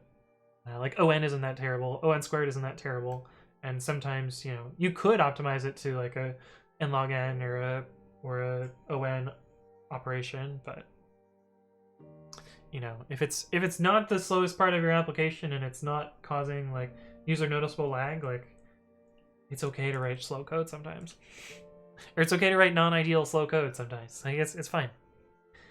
System 1100 says, after WSL2, I don't see a reason to go to Linux except for the fact that I love it, but as everyone knows it, if you love it, let it go. Yeah. Hey, what's up, MSR? Hello. Welcome back. Good to see you again. So I haven't gotten anything done yet, but I'm out of water, so I'm gonna go fill up my water, and I will be right back. I will see you guys in a sec.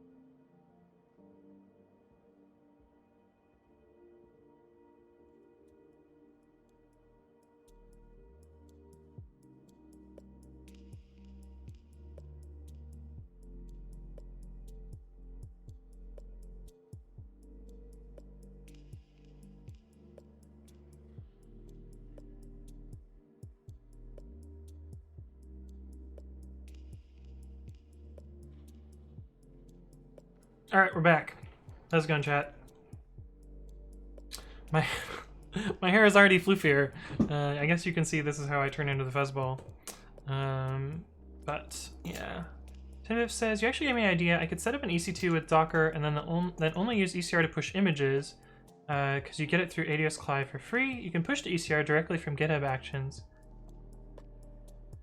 We would still need Fabric or something so it runs Docker pull whenever the code is pushed. Yeah, or you could use, so you can use AWS. Oh, fucking, I hate the AWS CLI.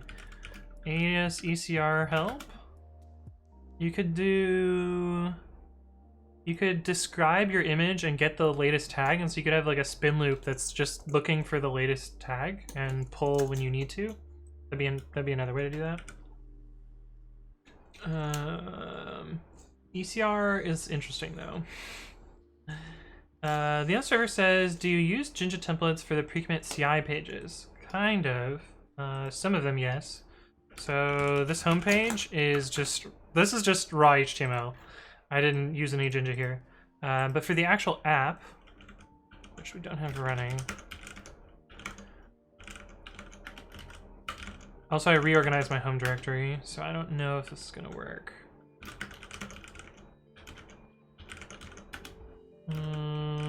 Creds web.app. I'm not gonna start the workers because we don't need them. But yeah, the pages on the actual app here are Jinja for now. I'm planning to swap out Jinja because I found a couple of things that I really don't like about it. But yeah, like this results page is Jinja, and the home page is also Jinja. But yeah, they're currently Jinja templates. Hey, what's up, Henkdom and Ziverbits? Thank you both for the follow. Welcome to the stream.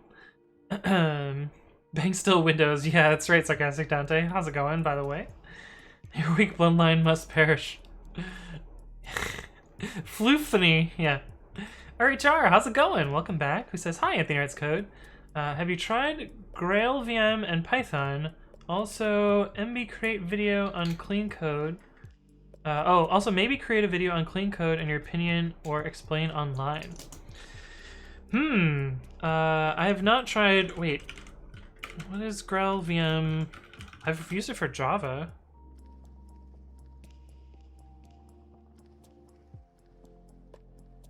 Grail VM provides an implementation of Python 3.7.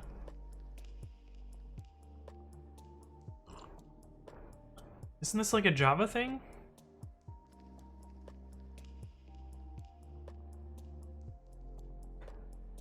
The fuck?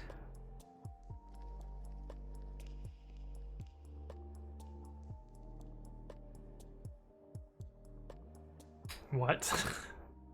I had no idea this was a thing. Yeah, JVM. That's what I remember. Is this the new Jython? Is this the new Jython?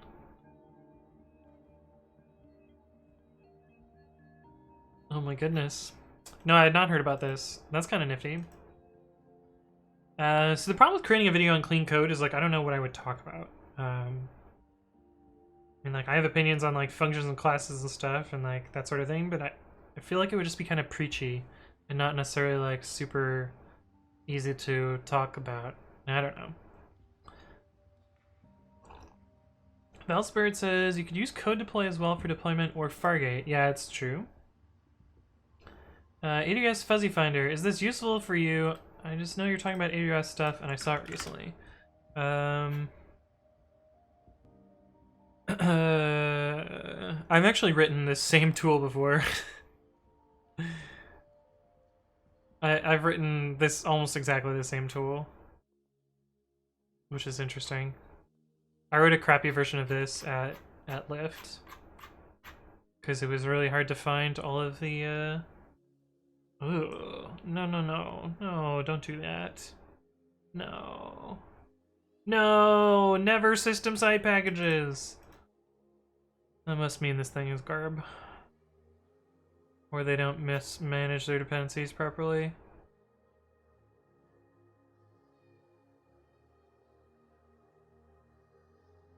I have so many questions. Never mind. I'm not going to use this tool. Ginger, is the temple anything? Yes. Shazarbat says, off to work. Time to code. Or no, you're off work. Nice. Welcome. I'm always confused when you say off work, whether you're on or off, but I guess it makes sense. A5 Kill says, any particular reason you're using server-side rendering? It's simpler, it's faster. I don't need to deal with fucking JavaScript. There's not much dynamic content. I think the only thing that I'm gonna do for dynamic content is like auto-reloading this. And like, then I don't need to build like an API framework for the backend either. I don't know. I don't know.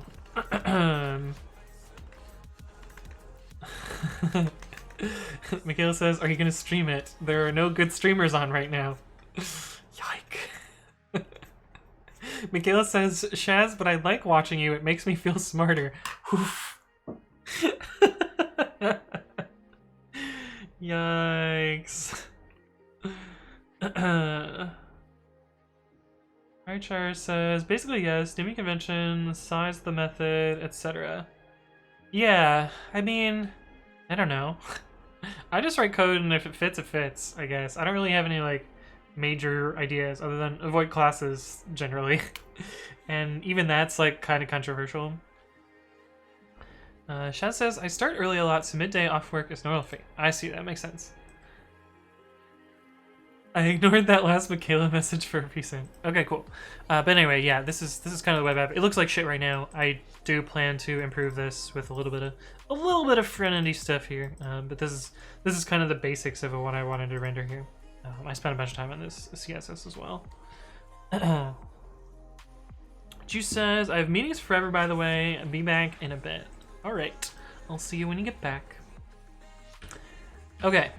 But what I wanted to do today is cool. Talked about all that.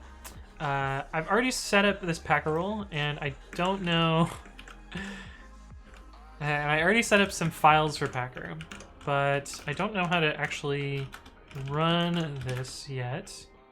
I was following a tutorial, and then I got distracted halfway through. Getting started with Packer AWS AMI. Was it this one? Yeah, this is the one I was following. And I got to the point where I was running Packer validate. Validate email JSON. And of course there's a bug, because I put a trailing comma like a pleb. Okay, but yeah, I was getting to the point where I was Packer validating, and then I was running Packer build. The problem is, well, this will probably succeed because I'm using my root credentials, but what I actually want to do is use a role that's intentionally designed for this, because right now I'm giving Packer way more permissions than it should, but I think this will work. You know, knock on wood. This should actually create an AMI, because I've... no, it didn't work. No AMI matching the filters. Okay, let me figure out why this filter didn't match. I was trying to base... So they were building on 1604, which I don't want. AMI search AWS. So let's figure this out. Let's see. Ubuntu AMI AWS. Hey, what's up, Headringer? Thank you for the follow. Welcome to the stream. Hopefully you're doing well. Oh, it's because it says Xenial here, like a fucking dummy. Xenial. Focal. Packer build. Oh, interesting. You guys are doing bang MOTD and you're getting my bot blocked. For whatever's in here, it's getting auto-filtered because it has realized that this is spam. Which is awesome. Hey, what's up, Fixer Jake? How's it going? Welcome, welcome. Kale says, I was following a tutorial and then I got distracted. Yeah, story of my fucking life. A5 Kill says, I'm off to bed. Have a nice stream. Well, thanks for stopping by. I'll see you around. Your credentials. Let me see those real quick. Yeah, no, I'm not showing my root creds. Jacob, the software engineer, says, "What's the difference between a tech lead and a senior developer?" I think a tech lead is a lot more structured around like, focusing on roadmaps and direction for their team and organization, whereas a senior developer is just like somebody who has a lot of experience, and they're not necessarily taking like particular leadership roles in their organization. That's how I would differentiate the two. Hey, what's up, Jugmag? Hello, hello. Welcome back. We're playing with Terraform and Packer today. This is wow, this is actually going way faster than I expected. But we're gonna be building some AMIs today. This is just like the most basic AMI, and I'm only I'm only building like the basic AMI first, and then we're gonna customize this so that it installs proper packages and stuff. I think I'm actually gonna focus on the Packer part of this today because I know less about the Terraform stuff, and I'm much more likely to show off credentials using the Terraform stuff than I am with this. But actually, if we go to here and we go to EC2, we should actually see that image or that instance that it's running right now. EC2 instances. Yeah, so this is the T2 micro that Packer spun up. So we can actually see all of the stuff that happened here.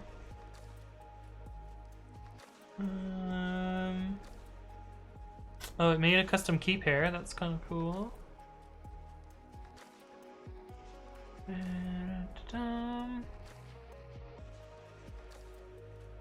What role did it run as?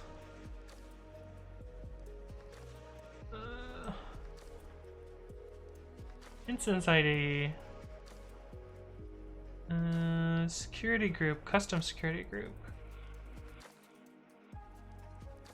IAM role. It ran as the root role. Yikes. Hey, what's up, 19 letters long? Thank you for the follow. Welcome to the stream. Are you actually 19 letters long? 19 letters long. Oh, it is. That's kind of cool. Thank you for the follow. Poor Mr. Bot. That's an update. That's good MOTD.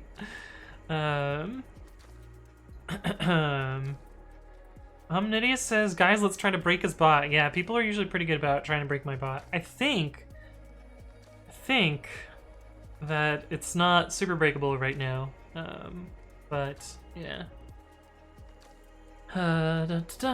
Jack Mike says, "Hey, what's up? You know, not much. We're doing some Packer today. We're building some AMIs, and we'll hopefully be building some IAM roles as well. But it did create this AMI according to that. If we go to AMIs, you can see that we got our pre-commit.ci runner, and yeah, that worked." Hey, what's up, SR1 Jan? Thank you for the follow. Welcome to the stream. In theory, I should be able to launch an instance with this. Launch instance. With my AMI on T2 micro. Next. Boy. I don't know what all this is. What is T2 T3 Unlimited? Allows applications to burst beyond the baseline for as long as they need at any time.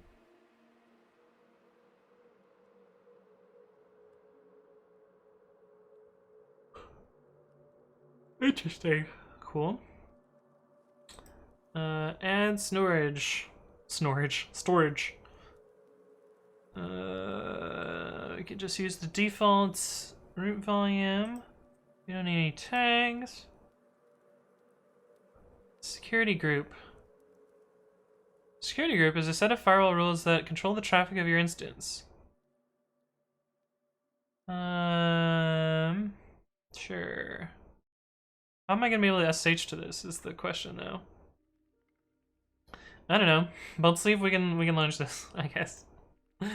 Oh, here we go. Create a new key pair.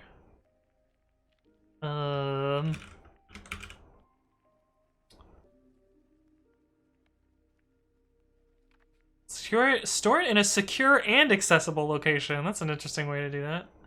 You will not be able to download the file again after it's created. Okay, cool. Okay. I'm not gonna show that key pair.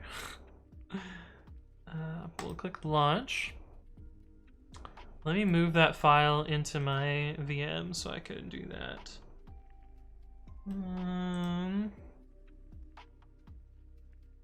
Desktop. What did I call it? Where did it go? Oh, there we go. Went to downloads. Okay.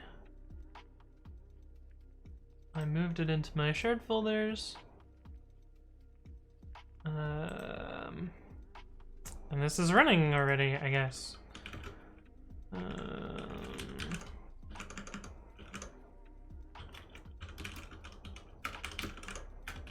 Okay, so how do I SSH with this? Let's see, SSH with PEM to AWS. RHR says, Anthony writes code. What is the best CI/CD software? Jenkins, Travis? I really like Azure Pipelines, although GitHub Actions is slowly becoming more useful, I think. Or more widely used, I guess. Bergamir says, there can be many senior devs, but only one tech lead. Yeah, unless you're at Yelp, where at one point in time, the web core team had, I think, 4 tech leads, which makes no fucking sense. There should really only be one, but yeah, that was an interesting time for those. But yeah. It says burst beyond. Is that some kind of Super Saiyan thing? Yeah, it means that it can use more than the. So it's supposed to be given like some amount of CPU usage, but it can use more than its allotted amount. Kind of like how, you know, some actual CPUs have a baseline CPU usage, and then they can use like burst above that.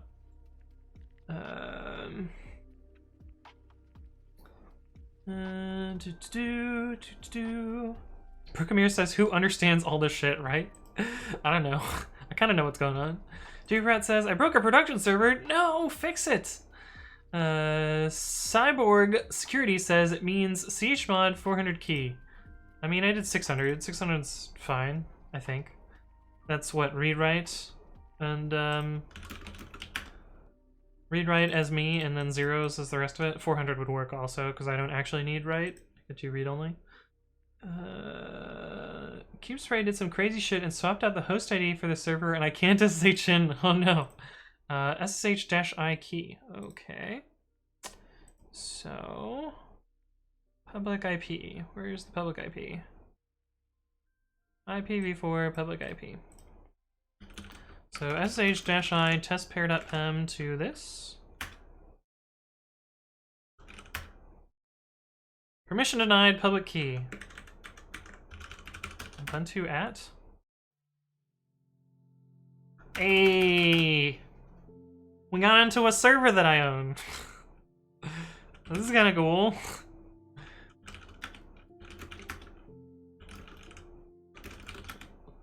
There are 93 processes running. What all is running?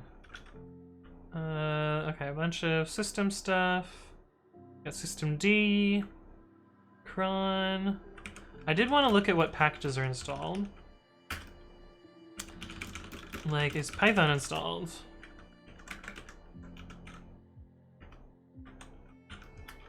Python 2 is not installed, so that's a good start. Okay. That is cool. That's pretty cool. Hacked lol. No one else is logged into this machine, so I think we're good. Thank you for that, Cyborg Security, by the way. I would have figured it out eventually. He would say SR1Jan, who says, do you also use GCP? I've used GCP a couple of times, but not in quite a while. Hacked lol pwned. Yeah, you guys. Oh, you know the IP of this machine. This is the private IP. Why is it not a 10/? Why is it a 172/? I don't know. Oh, this is my IP address. Yeah, hacked. You know who I am. I hacked my own VM. Yeah, that's true. Mikola says, "What was that? Thanks, but I would have figured it out eventually." No, I'm not mad. I'm just like, I was very close to figuring it out myself by scrolling down here and finding this command here.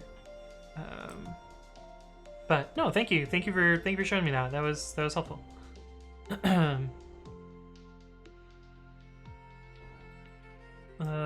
Does this actually allow me to SSH as root? How does this PEM work? Use login as the user Ubuntu rather than the user root.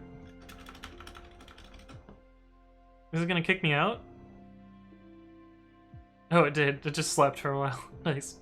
Oh, but I can actually show you a cool pro tip about SSH. If you want to kill the connection, you can do tilde ... and that will terminate the connection immediately. This is a little tip that I learned a while ago when SSH gets like super stuck. And there's also a help menu, so you can do tilde ? These are all the things that you can send. But I find that like this is the only one that I actually use. But if you wanted the other list of my pro tips, Scratch Wiki pro tips. You can check out this here. I've been meaning to put all of these in videos at some point. But these are all things that I wish I knew sooner in my career, but now I can share them all with you guys. Regen Jacob says, nice tip. Yeah, it's a pretty good one. Michaela says, are you a PEM tester now? Groan. But yeah, tilde ... pretty good.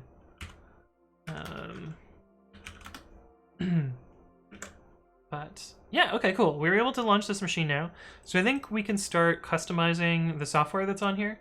And yeah, I think we're actually doing better than I thought we would. So that's kind of cool. I think we're gonna not work as much with Terraform today. I think we can mostly get the Packer stuff going. Hey, what's up, Niriri? Thank you for the follow. Welcome to the stream. Hopefully you're doing well. Moidra says, I already knew tilde ... Well, maybe some of the other stuff in here will be useful for you. Although if you know tilde ... you probably already know Control-R and FC and bang dollar and Control-V. Maybe you don't know Control \. This one is fucking pro tips to the next level. This one was a fucking game changer for me, and none other than my intern showed me this when I was at Yelp. So that was pretty cool. But oh, and I added this one recently. Control-Shift-U for, you know, entering the Unicodes. So if you happen to remember the escape sequences like I do for whatever dumb reason. Cool. Tripcloth says, I just Control-Z and kill -9. Yeah. Yeah. There's the other tilde expression, says Michaela. Are there more than the Yeah. These are the same as what I got here when I did tilde ? Shows all the stuff here. Window says, I just tell the kernel to get it out of my system and it listens to me. Nice. Yeah, well, that's fine, Michaela. It's a helpful link. But oh yeah, this in fact says use tilde ? Cool. Okay, so we booted this instance. I forget whether if I just do sudo shutdown -h now, if this will just shut down, or if this will halt the instance, or if it just puts it into this like weird limbo state.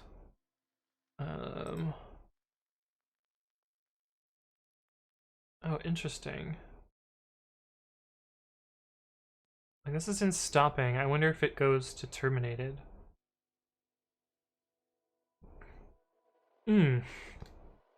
I'm suddenly kind of hungry. How long have I been streaming? I've only been streaming for 2 hours. Why am I hungry already? Ugh. So in theory, this will terminate. It eventually goes to terminated? Cool. It's stopped now. Does that mean I could restart it? Actions. Launch more like this. No. Instant state. Terminate? Oh, I think it's just it stopped. Stop is not supported in the phases that are stopped when stopping pending rebooting.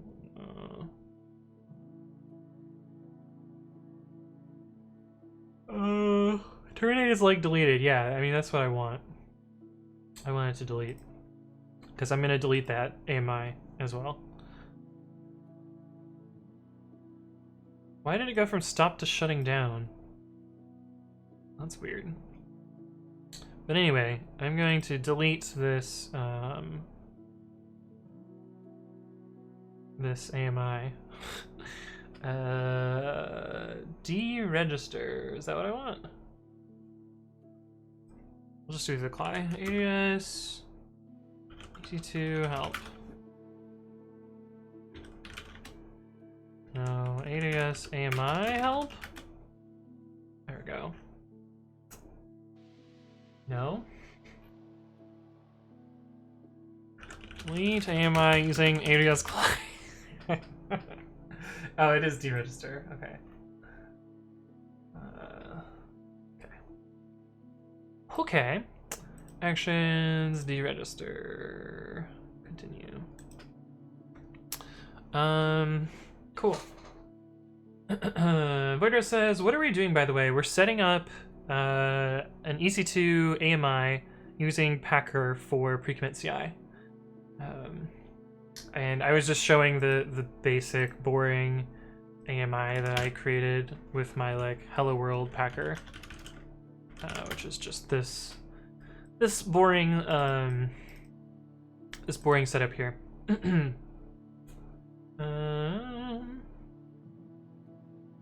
Someone says, sorry about that, I've only ever set up one AWS server in my life, and that's my Pokemon Showdown server. Yeah, no, it's fine. I've set up a bunch of servers, so I may look like I don't know what I'm doing, but I do actually kind of know what I'm doing. Michaela says, did you know of course you do, there's some kind of Pokemon mod for Minecraft. Yes. What is it called?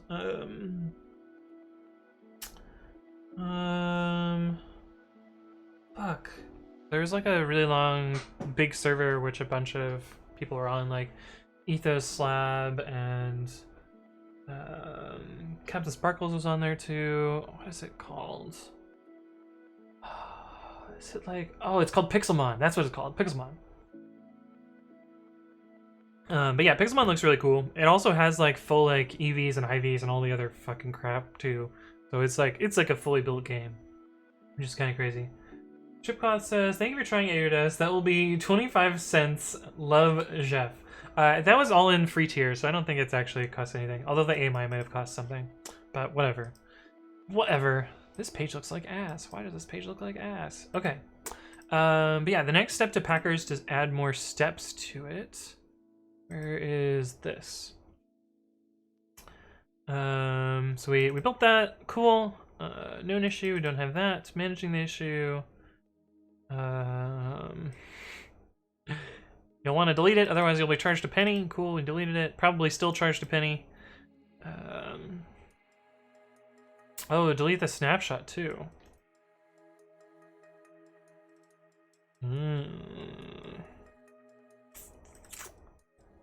Okay. Okay, cool. Would have forgot to do that. Thinking of something like Pokecraft or Mon. Oh, Daniel also said Pixelmon. Nice. Yeah, Pixelmon's pretty cool. Would we do Pixelmon during the 24-hour stream? Maybe. I don't know how I would set it up though. Probably pick some hosted server that already has it set up and maybe play with that. Or I could try and set up my own server, but that's always a pain in the ass. Okay, so what are we doing here? Provisioners. Okay, so provisioners is how you set up code here.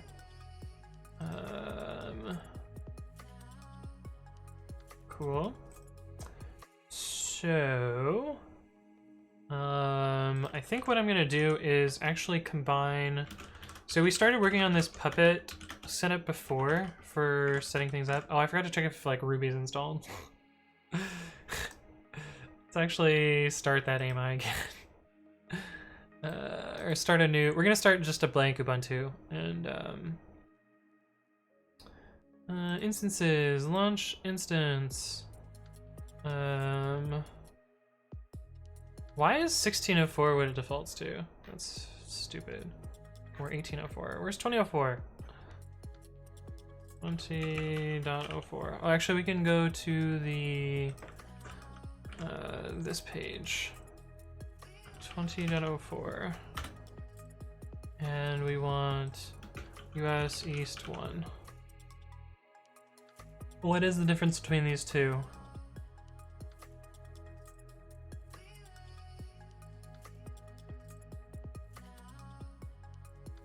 Do you guys see the difference between these two? Am I losing my mind?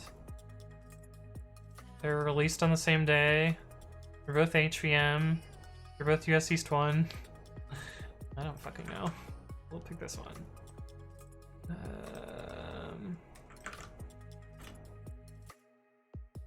One result in community AMIs. Select. Will allow your message, JB Pratt. On why it was mad. Hey, what's up, Nuke for Fun? Who sets the MOTD to E again? Gil says, speaking of all this, I was in bed unable to sleep and reading about ASP.NET at 5 a.m. Sleep is so hard, OMG. Anyway, it said you could host 10 free ASP.NET websites on Azure. And yeah, that makes sense. Azure's free tier has a lot of stuff too. AWS has a decent free tier as well. Why are you starting an A1? Oh, did I select the wrong AMI? I guess I selected the wrong AMI.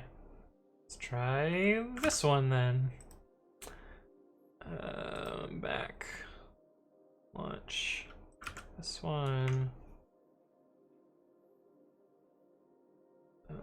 Select. Okay. Something about the other AMI probably, we can just review and launch. Launch. We'll choose an existing key pair. Click accept. Cool. Jake Knight says, I have a cloud junk, but I have no idea how much it will cost. That's true. Voidrose says, do you have any plans on adding some kind of plugin engine for Babby? Yes, I do at some point.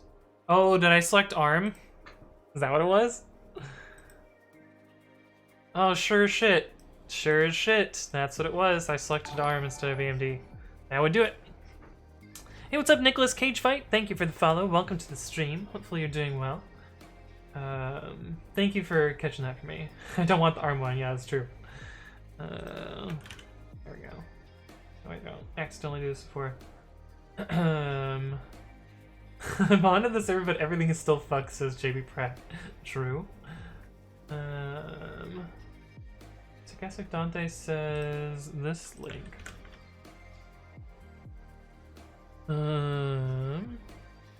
If it would ever load. Hey, what's up, Kriviki? Hello, hello. Welcome back. Good to see you again. ARM would have not been free. You'd think they'd make that one a little bit more obvious. Why is this not loading? What is this link supposed to be? Hey, what's up, Nicholas Cagefighter says, howdy, good to see some live Python. Kind of. We're kind of doing some Python. Oh my god, this took forever to load. What? I'm just gonna close that. Gail says, now Anthony has to unbutton a button for choosing the wrong image. No, that's not how that works. That's not how that works. Must like to live risky. Yeah. SR1 Jan says, AWS should modify their UI. Yeah, their UI is pretty shit. Chazerot says, random question, would this be a similar process to host a chatbot on AWS, or should I use Lightsail? I would probably not host it on EC2. You can probably do it in Lambda, maybe.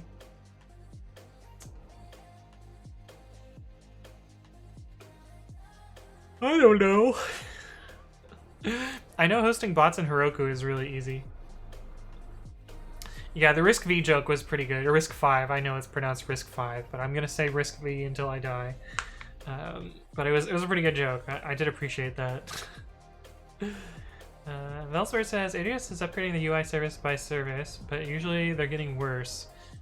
Yeah, I remember there was one AWS page where you would load it and it would load 4 versions of jQuery, which was kind of amazing. Okay, yes, this launched.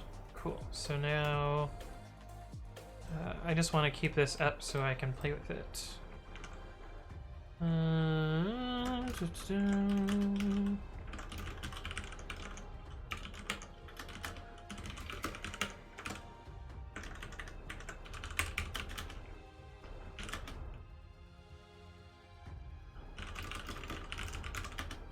It doesn't have Ruby installed, but it does have Python installed it.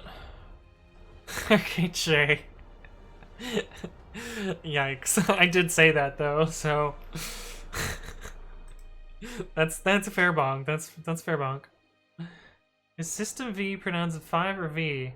I don't know. Yeah, that's on me. I good there. Okay, so we will need to install Ruby to run Puppet.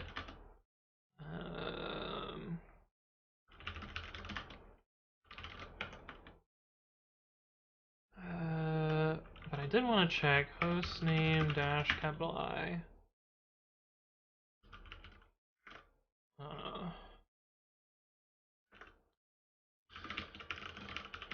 Is 172 a reserved? Where's the actual 172.16? This is 172.30. 31? Okay, this one is private. Okay, cool. So that is part of the Martians that I will exclude.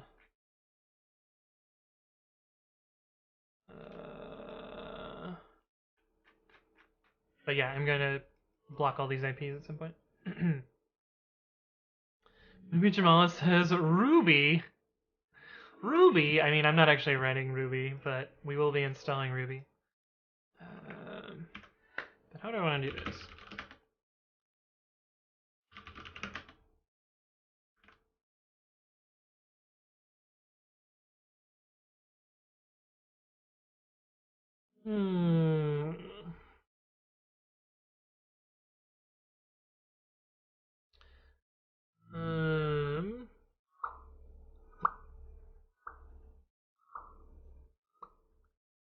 What is my Git history here? Do I actually care about this Git history? Probably not. Yeah, we don't care about this history. We're just gonna put it in this Packer directory. Victor Puppet.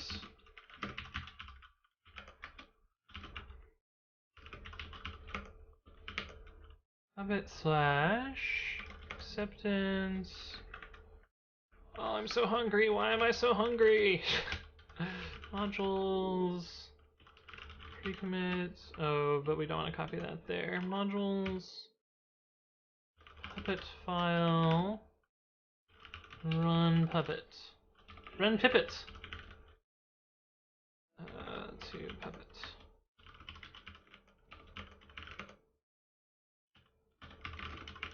Oh, actually, that clobbered something. Check XML. Check XML? What are we doing with XML? We do have some JSON though.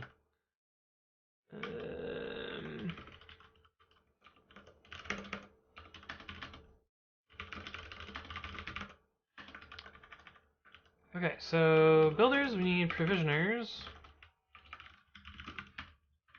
Provisioners.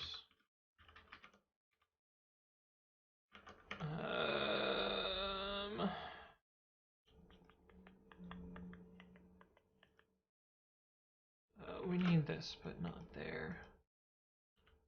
Don't need these, don't need that. We will need this at some point.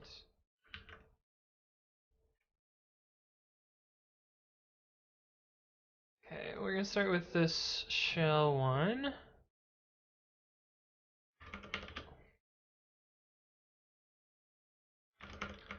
Type shell inline some commands.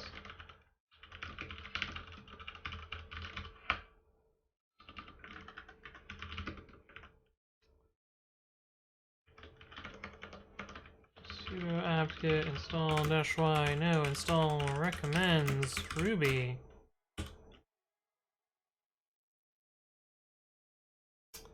Can you give provisioners a name? Packer provisioner name.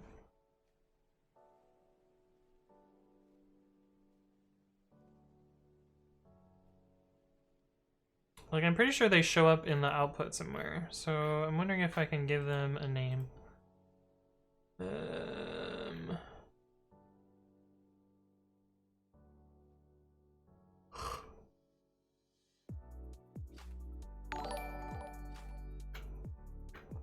I guess not. Whatever, it's fine.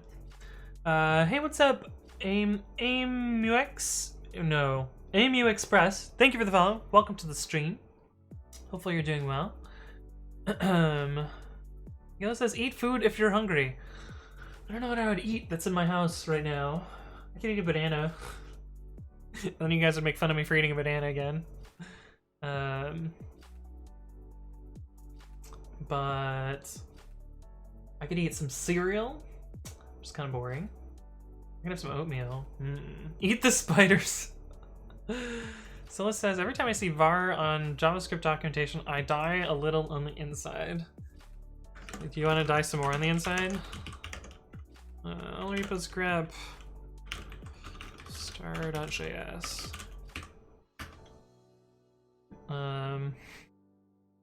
I've got a lot of JavaScript code that uses var.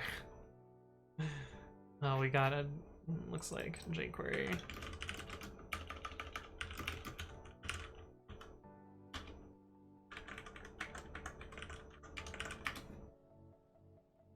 Actually not that much JavaScript. This is some old ass code. Does that still exist? Oh boy, this is zoomed in a lot. Oh, this was so useful for intro to programming. We wrote an image manipulation software that converted a PPM into a bitmap file, I think.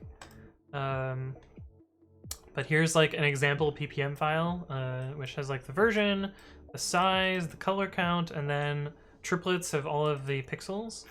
And I wrote a canvas renderer for this to make it easier for the class to use PPMs. But that's what this image is down here. And this is these smiley bouncy balls for some reason. But yeah, anyway, that's what that is. But it's really fucking old code, so of course it uses var. PPM stands for, I don't remember. Portable Pixmap format, apparently. Okay, but anyway, we install Ruby, copy directory packer.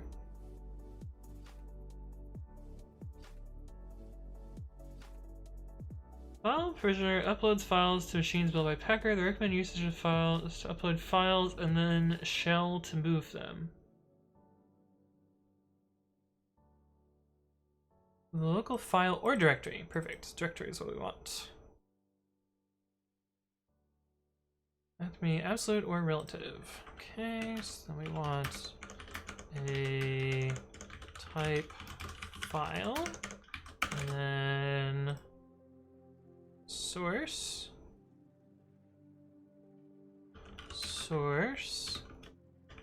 puppet destination temp/puppet, and then we want to run puppet. Type shell inline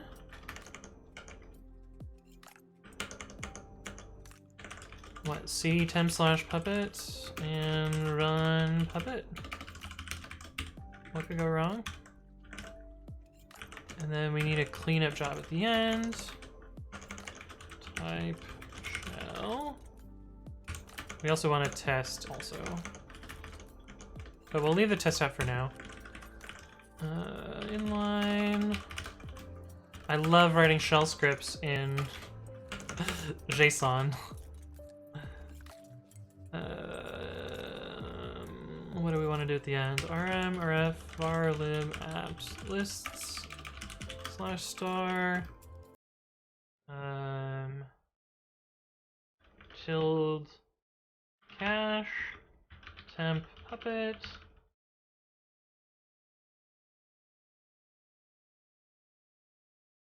Anything else?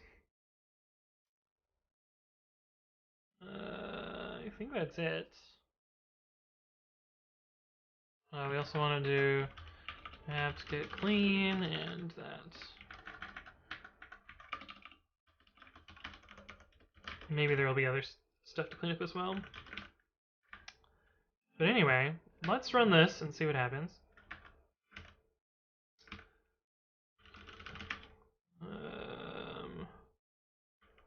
Hacker build ami.json. What could go wrong? Hey, what's up, Pew? How's it going? Run, puppet, run. Yeah.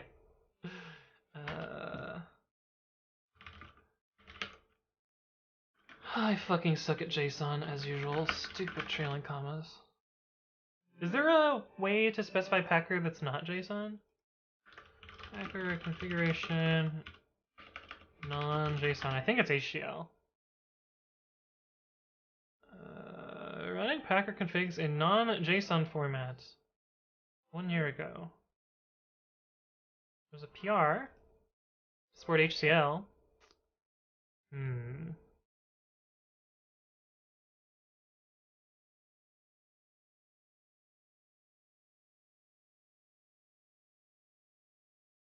HCL2.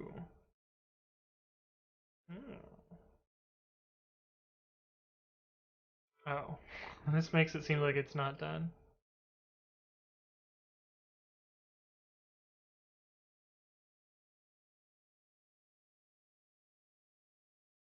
A transpiler, don't really care about that.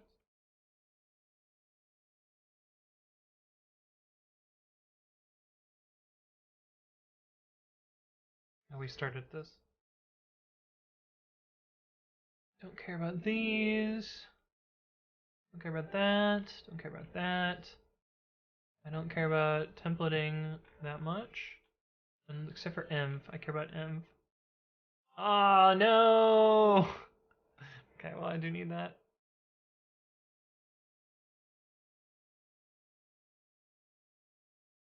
What the fuck happened here?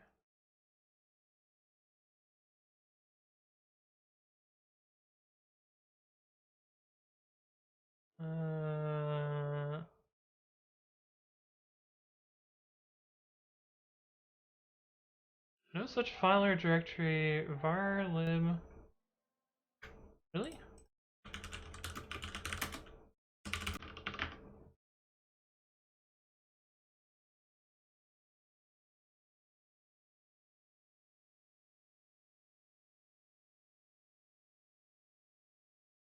RHR says, why not Ansible? Could you talk about multi-threading in Python? I am not going to use JinjaYAML. Fuck JinjaYAML.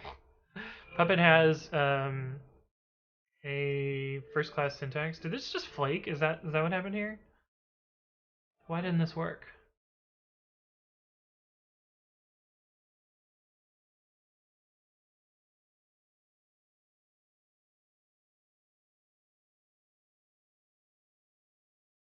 CNF update DB.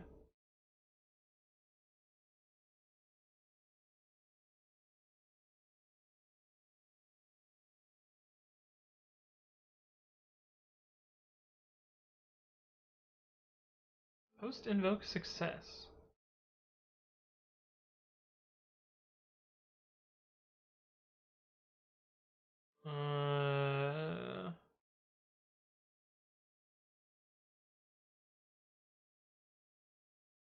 This is just the apt update, right? Huh. But yeah, the reason that I don't want to use Ansible is I have experience in Puppet, and it has a first-class syntax that I can lint, and it's not Genji YAML. Can I talk about multi-threading in Python? Sure. Multi-threading in Python is limited by the global interpreter lock, and so at best you can get about 100% CPU utilization in pure Python. You can get above that if you're using C libraries that don't hold the GIL, or I/O in some cases. But for the most part, you're kind of limited by the GIL. That's also true of async I/O. Like, you're still limited in that manner as well. I'm hoping this is a flake, but also sad that this flaked. Maybe, I don't know. We'll see. We'll see what happens here. But yeah, if you're looking for more than 100% CPU utilization in Python, usually you'll want to lean on multiprocessing instead. Yeah.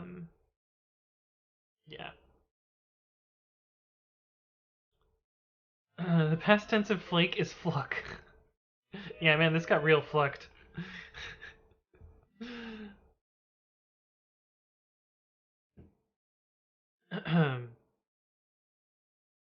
Yeah, it looks like it tried to run. So I'm guessing this will fail in the same way again.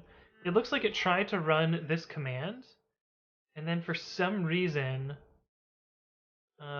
this ran command not found.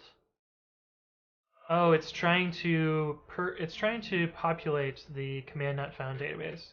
So we might just purge that package because I don't want it to actually exist. Oh, this is working better now. So it looks like it was just a flake. Cool. Look at this. It's starting to run Puppet.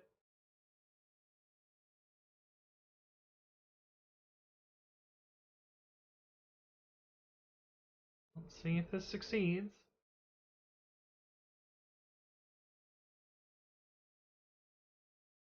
Oh, it's making the PC runner user.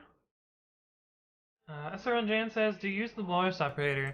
I have a package that talks about best practices for the walrus operator. Like a walrus, so you can check out this package. It tells you the best practice for the walrus operator.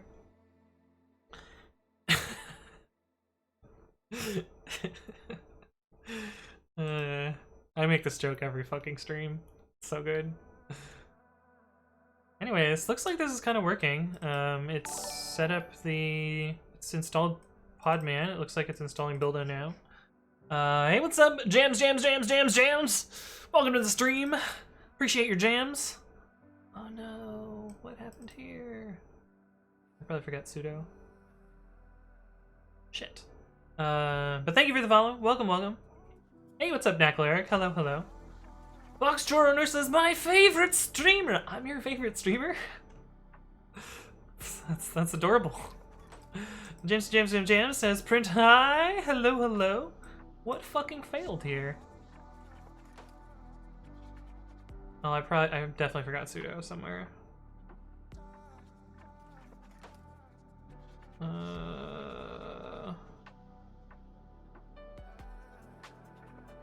Why not open this? Permission denied.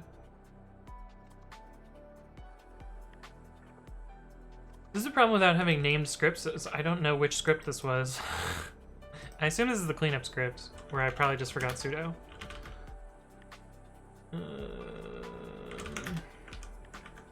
Yep, sure as shit.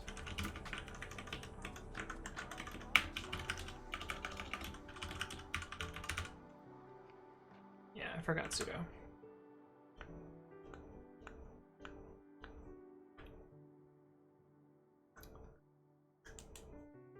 Um,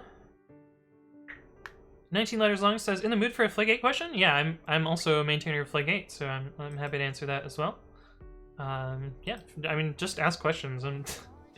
I spend most of my stream just answering questions anyway. Codephobia says, I smell AWS. Yes, you do indeed. You do indeed. Let's see. Let me refresh this. Go without the filters. Why are you running? Oh yeah, you're the one that I'm playing around on. The rest of these are the Packer builds. Okay. But I wanted to look at old AMIs and old snapshots so that I can delete those. I'm gonna make sure I keep these two open. Oh, we need sudo here as well. Sudo apt-get clean. Mikhail says, how do you smell it? What does AWS smell like? It smells like the lack of money. 90 letters long says, I wrote a decorator which adds a function to a dictionary. I can then call it via the dictionary key, but since all I had to do was import the function, Flake gives an unused import warning. My fix was to noqa f401. So, I would recommend, so the reason Flake is complaining is you're kind of abusing imports as side effects. And I think it's kind of right to complain. Like, an import should be to acquire code, and so, like, you know, doing an import just for its side effect is kind of a little bit gross-ish. Although, what you can do to get around that, if you're just trying to trigger imports for their side effects, let's see if I can remember where I did this.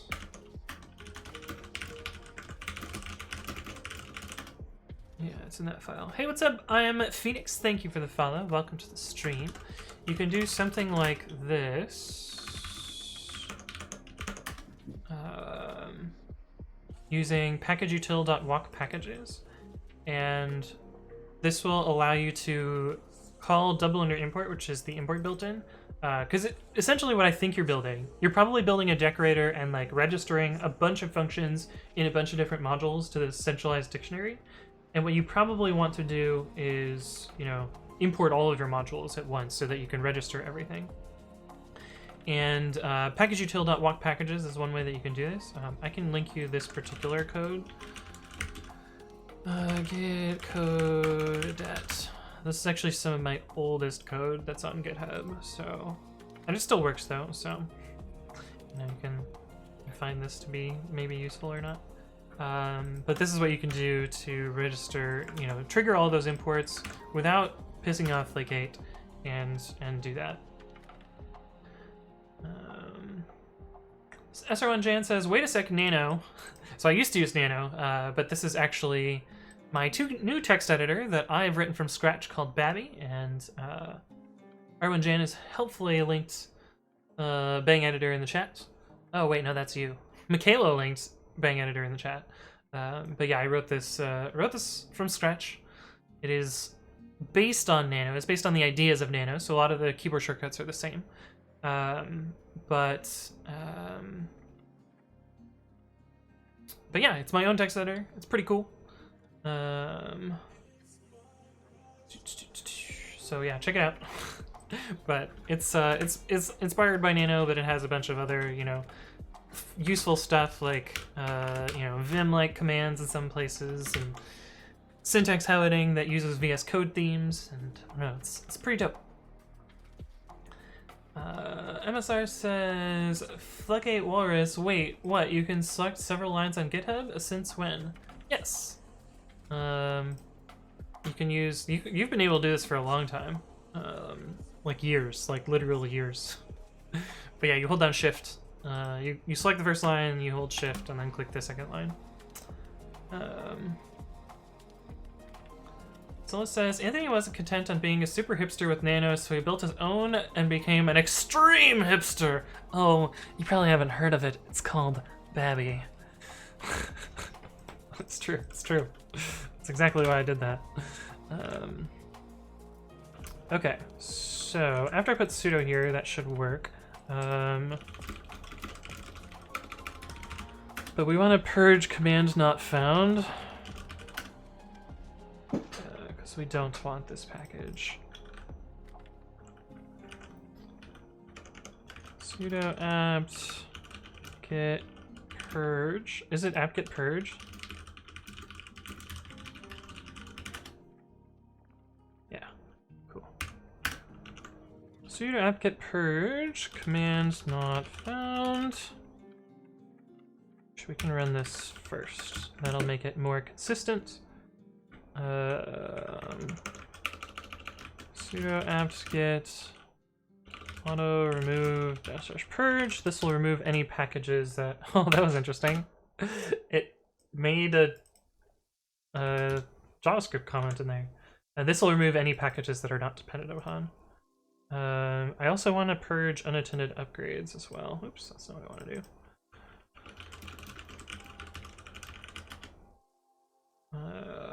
Because we're going to be building periodic. We don't want packages to slip out from under us, is why I want to get rid of this. There's probably other packages. Let's see. Packages I should purge on an Ubuntu server.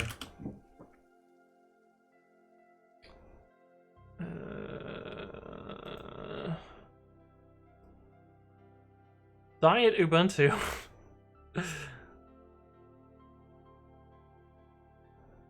This is for desktop, not for server, though.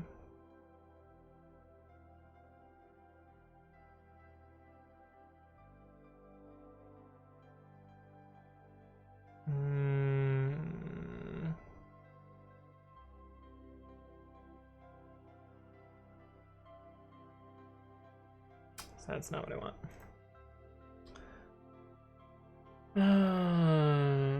Let's see if I put command not found and unattended upgrades in here. That should give me a better list. Yeah, this one.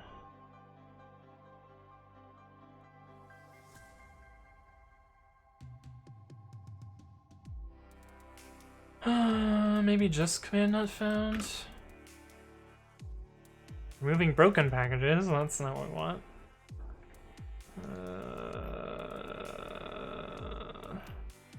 Whatever, fuck it.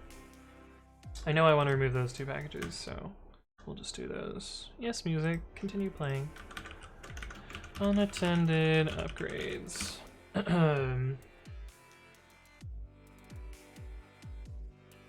Mr. says, I didn't know about the multi-line. Oh, the multi-line select? Yeah, it's pretty cool. Michaela says, excuse me, it's pronounced sudo, you filthy pleb. Scylla says, that reminds me of all the people that say make dir for make dir. Oh yeah, making a directory. Athelter1997 says, what are you working on? We're building a AMI that we're going to use in AWS to run pre-commit.ci, which will be cool. Gail says, but how do you pronounce care, Senor Daniel? Zebrajack says, hipsters use Alpine. We're not using Alpine. That's not happening. That's not happening. Care is in character, same pronunciation. Unless, of course, I am a Charizard, and then I say Char-Char. James says, have you used Fargate or Lambda for far less dollars? I have used Lambda before. I have not used Fargate, although I need specific control of the containerization environment to implement a sandbox, so Fargate doesn't quite solve my use case, so that's why I'm setting up my own special AMI for this. Clutch says probably not what you want, but this. Should I install Babby globally on my Ubuntu machines? Actually, I wonder if Nano is available. Which Nano, which VI, which Vim? Why is Vim there? Alright, we gotta get rid of Vim.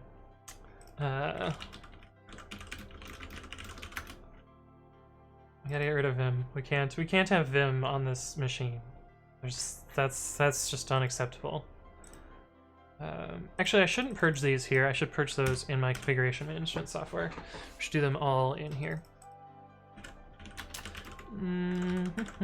Puppet modules runner manifest purge.pp class runner purged.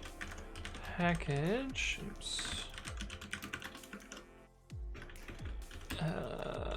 Command not found and unattended upgrades. Ensure purged.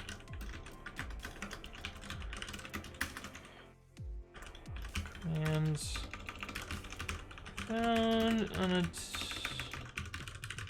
upgrades and Vim.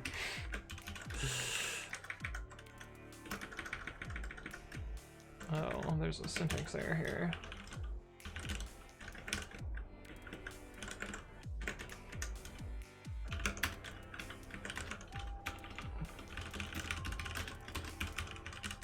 Cool. Buckster owner says, are you provisioning your AMI with Terraform? I'm provisioning it with Packer, and then I'm going to configure my auto-scaling group with Terraform. But yeah, we're probably not going to get to any Terraform today. Exterminate all Vim. Blasphemy, right? Why no Vim? Because I won't use it, and it's just going to take up space. Vim's okay. Vim is fine. But but I don't need it, so I'm gonna get rid of it. Because it'll make my AMI slightly smaller. But yeah.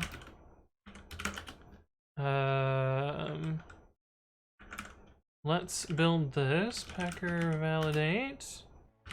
I still suck at JSON, turns out. I'm pretty sure I removed that comma already, didn't I? Did I not? Oh, you know what? I added a command after it, and then I put the comma back, probably. Okay, let's build again. Captain Fallaway says, I've been stuck. How do I import the following IPv4s of the local router?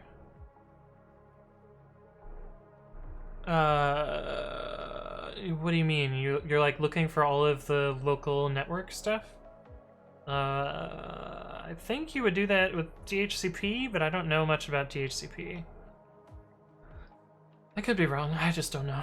I don't know the answer there. Sorry, Captain Fallaway. Solus says you should make a brackets plugin for your Babby. Yeah, that was one of the things that I wanted to do. I actually started implementing a brackets plugin for Nano, and then never finished it because it was ugly fucking C code, which I don't really know. Jam says, have you done any work in AI/AGI? What is AGI? The answer is no. Because I don't know what AGI is. Wait. This is not what. What is AGI? Artificial General Intelligence. No, I have not done any AI work. But doesn't mean I won't ever do any. But it just doesn't seem all that interesting to me. So that's why I haven't.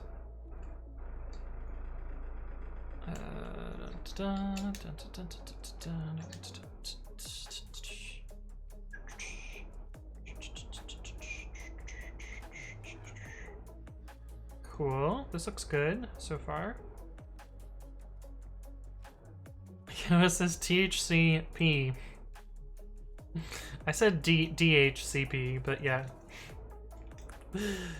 Like D, like the D.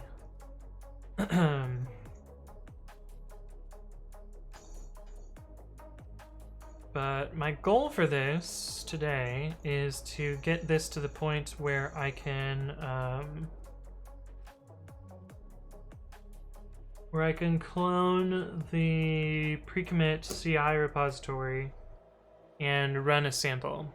That's what I want to get working using this AMI today. Jezarwit says, are you running RTX voice right now? I think it's running, but it's not enabled. So this is just my normal voice. But yeah.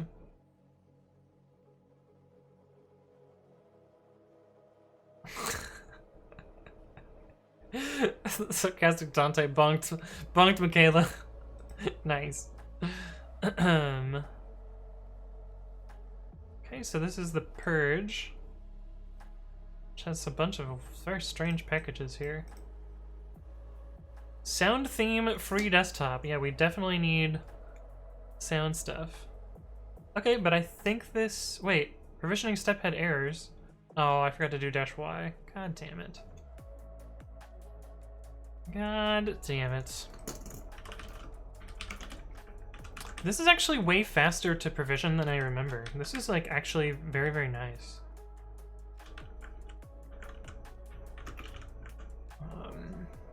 Last time I played with Packer, I remember it being incredibly slow.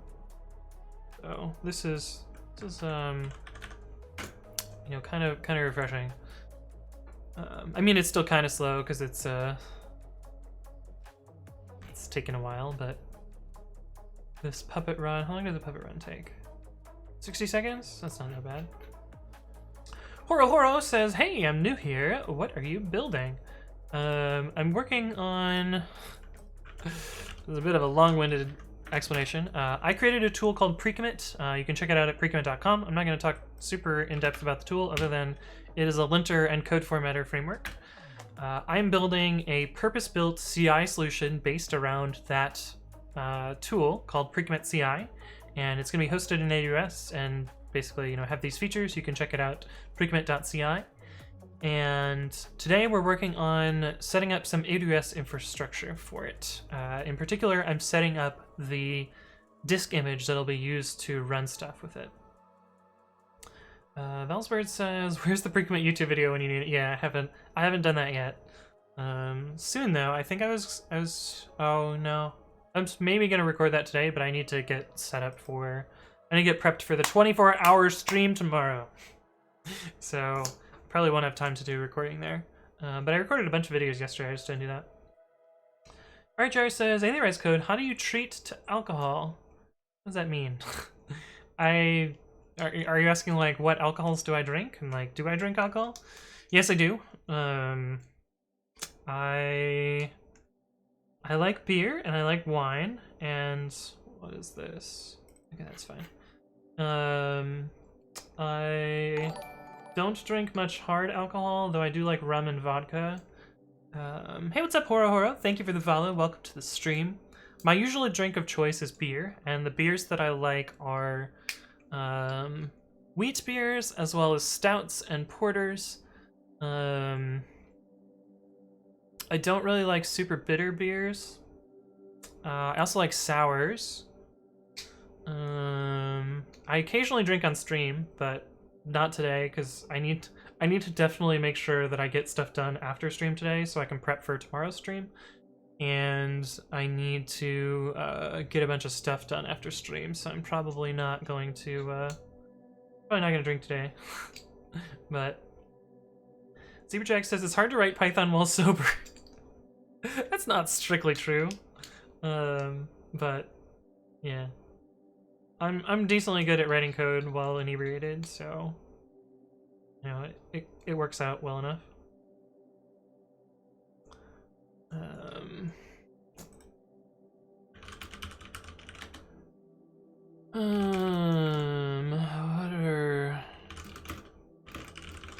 What other crap can we get rid of here? Like, what is all this stuff for? What is all this needed? Hey, I contributed to this library. It's completely unnecessary in Python 3.8 though, so why is that there?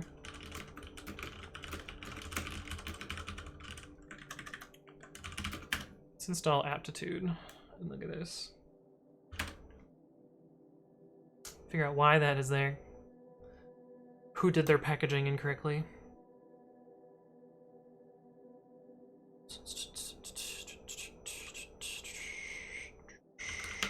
Aptitude, y, Python 3, import lib metadata.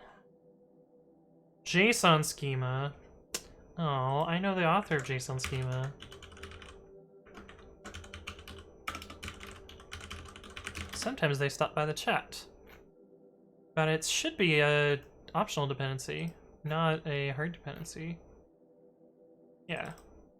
So Debian just packaged this incorrectly, which is awesome. Pew says, I can't code if I've been drinking 2.5 years sober though, so not really a problem. Nice, congratulations. That's 2.5 years is pretty impressive. MSR says, how did you figure out you could drink and code? College? I don't think I did any of my projects sober in college. Wazaglush says, has anyone seen any good movies/shows recently? No. Not really. RKJ says Debian packages something incorrectly. Shocker, right? Jam says, have you ever seen or thought of a joint programming stream with chat where you would have a codeshare.io collaborative code editor and try to build something together? Would be chaos, but maybe fun. So here's the thing that I've learned about chat is they're just out to fuck with you. So I don't know how that would turn out, so to speak. Oh, we definitely need Cloud on it. Can't get rid of Cloud on it. But this is packaged incorrectly. JSON schema Debian. Do I report a bug?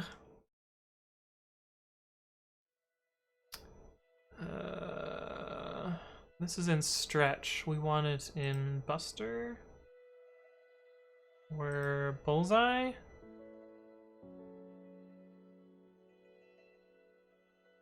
But Bullseye's Python 3 is 3.8. Okay, yeah, so it's buggy in Bullseye.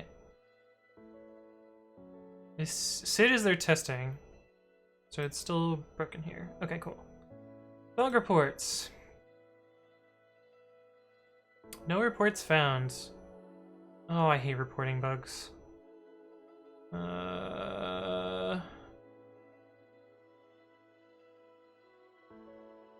Bugs not listed, report it.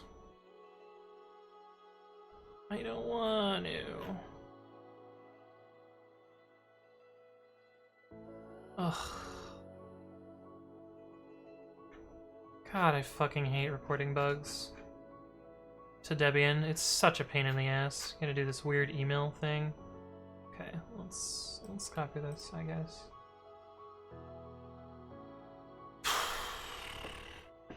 I'm gonna do this off screen. To submit at bugs.debian.org. Me subject Python 3 JSON schema unnecessarily depends on Python 3 import lib metadata. Package Python 3 JSON schema.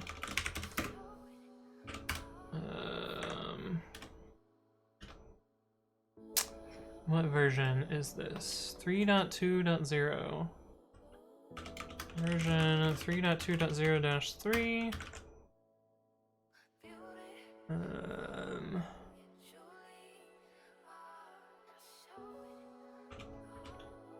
For Python 3.8 and above, JSON schema should use import lib.metadata directly. I guess I could pop out this email and then you guys can see it. Where is the pop out thing?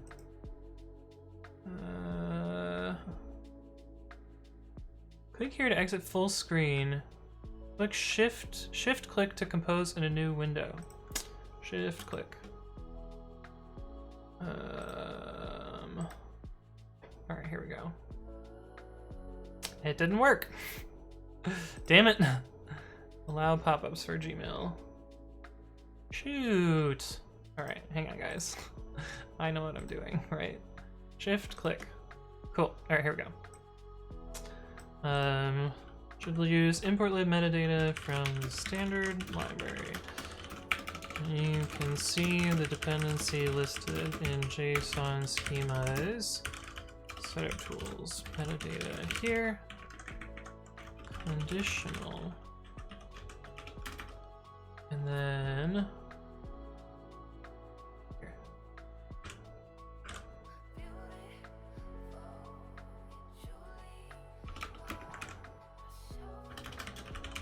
And then I know that Debian gets grumpy if you don't send plain text emails, so I'm sending some plain text email here. And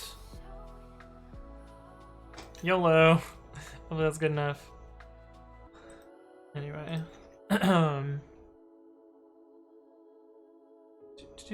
James says sub-only mode. Maybe. Someone says I would put unnecessary comments everywhere, right? James says, would be cool, I might start a channel to try and do this. Yeah, try it out. Let me know how it goes.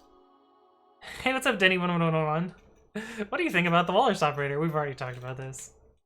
We've already talked about this. I think you've already asked me this, in fact. James says, maybe make a game or something reactive together. Yeah, that would be cool. Denny111 says, how do you manage Python versions?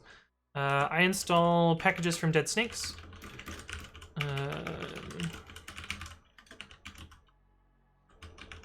And I install those to my system, and then I manage them with virtual environments and talks. So you can see I have 3.9, 3.8, 3.7, and 3.6, and 2.7 somewhere installed. But I actually maintain the packaging for Dead Snakes, and so I eat my own dog food, I guess. Alright, Jar says, as a tech lead, have you created architecture of an app? If so, software techniques. Yes, I have architected some stuff. A lot of stuff, actually. But, I mean, I don't know. I feel like architecture of stuff is mostly around just like choosing technologies and choosing how to fit a bunch of puzzle pieces together. And the harder part is actually organizing the work around it and like splitting that up and delegating to people. And like, you know, making sure proper documentation is in place and like, if it needs to get handed off to someone else, making sure that that happens. Hey, our AMI got built. Okay, cool. So let's try this now and see what we've got here. Let's actually do a git commit since we're at like a decent place with things working here. AMI.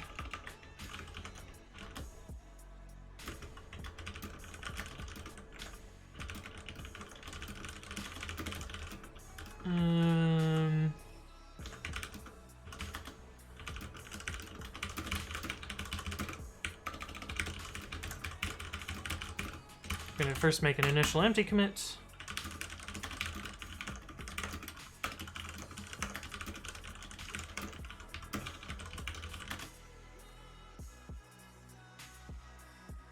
Drink your own Kool-Aid, yeah. Hey, what's up, Milky? How's it going? Welcome, Anthony. Happy Friday. How's it going, Milky? Kapow! As Milky does. But welcome back to the stream. The COVID Diary says, dude, hey man, from Berkeley, you're an inspiration. How's it going? Are you on OCF? Because I hang out in those channels pretty often. If you're part of that group. But yeah, welcome to the stream. Thank you for the follow. Appreciate it. Let's see, git commit dash initial commit of successfully building AMI.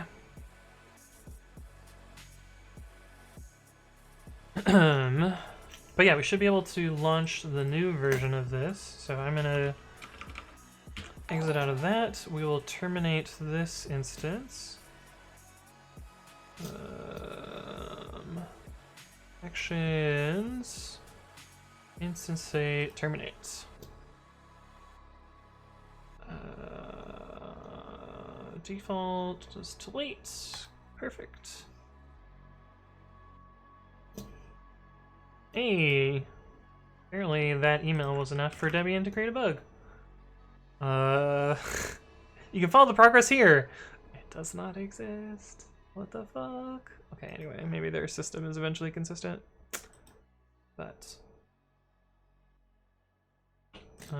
this should terminate that guy. Cool, so we should be able to launch a new instance using this AMI here.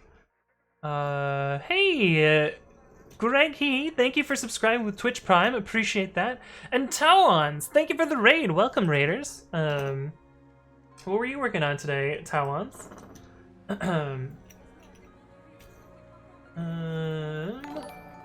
And Ati, oh boy. I'm gonna call you Techni. Thank you, Techni, for the follow. Welcome to the stream. James says, who's your favorite science and tech streamer outside of yourself on Twitch doing something cool? It's kind of hard for me to pick my favorite tech streamer. There's a bunch that I recommend in my Twitch channel, a little thingy thing. If we can figure out how to get to that. Where is the About tab? How do you... I don't know how to use Twitch anymore. They've changed all the things. That's report. Does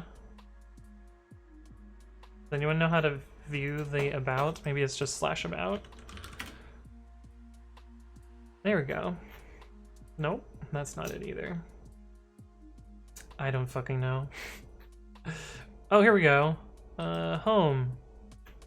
Yeah, so here's a bunch of streamers that I suggest that are all pretty decent. I don't know why it's only listing 5, but there's like 10 or so in there that get listed. Hey, what's up, Tibble18? Thank you for the follow. Welcome to the stream. But yeah, the Science of Technology has like a lot of pretty good content. There's also like a lot of content that's not so good, but I don't know. I think it's also come a long way. But yeah, pretty cool. The COVID Diaries says, what is OCF? So OCF is the Open Computing Facility, and it's a group of like techie people at Berkeley.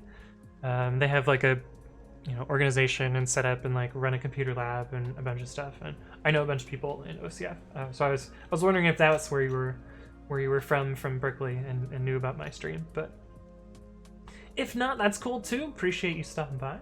Anyone says, by the way, it was not me who asked about the Walrus operator. Also, I think it's cool, but I don't think it has any performance increase. Yeah, it's not at all about performance. But I'll do the joke again because we did it earlier, but I'll do it again. But Flygate Walrus is the plugin that talks about my my stuff there. Alan says, I had a 12-hour discrete math session and my brain is a puddle. Damn, that's a lot. Holy shit. But you're gonna go eat now, have a good stream. Well, thanks for stopping by, and make sure to check out Talon's channel. I forgot to give you the little shout out there, and give Talon's a follow. Gil says, I think Anthony is actually my favorite. He laughs at my bad jokes and also isn't all snooty and stuff. Well, thank you, Michaela. I appreciate that. So it says if I didn't say Anthony was my favorite, he would probably disown me. Yikes. I mean, I wouldn't judge if you had a different favorite streamer that wasn't me. Like, I think my content is decent, but I'm sure there's people that have better content than I have. Hey, what's up, iSatisfied? Thank you for the follow. Welcome to the stream. Hopefully you're doing well. Melky says, show stream key on stream. That's not happening. That's not happening. Juice says, I have so many meetings. Are you still in meetings, Juice? Ugh. Also Clutch says, Walsh reminds me of Pascal, which reminds me of Dark Times. Yes, Pascal sounds like Dark Times. Okay. Debian, blah blah blah. Jason Schema. Oh, we didn't read through all this. Oh, this is a separate image. That's kind of cool.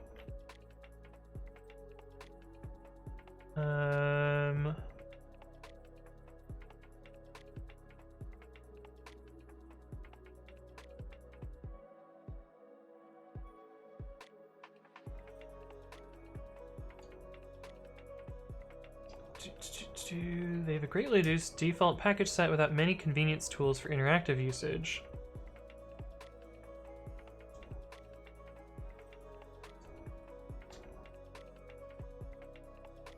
Oh, they come with Snap? We should purge Snap. We should get rid of Snap.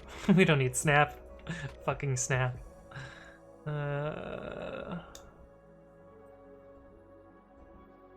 This is kind of cool. But it seems like maybe they don't have a focal one, which would suck.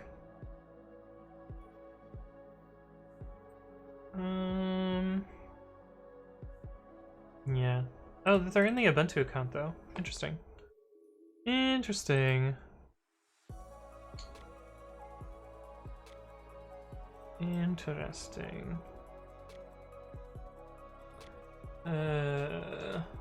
Also Clutch says I have a different favorite streamer, shots fired. Oh, that's fine. She says I have one at 3 to 4. Oh, so in a few minutes. I see. G-Prat says, I can't figure out this networking problem. CubeSpray altered some shit so my containers that are running now can't communicate. Oh no. That's not good. Hey, what's up? Greek CV, who says, Ops morning, why you switch your keyboard?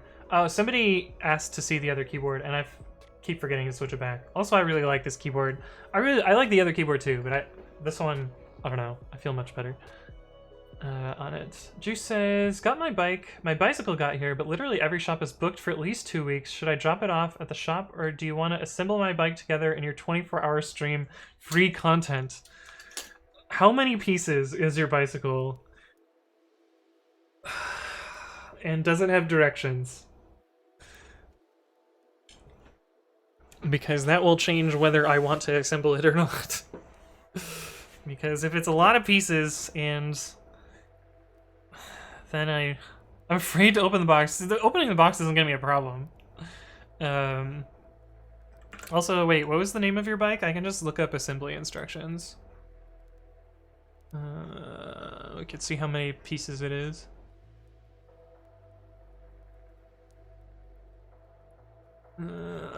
Scroll through a lot of chat history to try and find this. Here we go. Laguna Pro GT assembly instructions. It's a 30-minute video.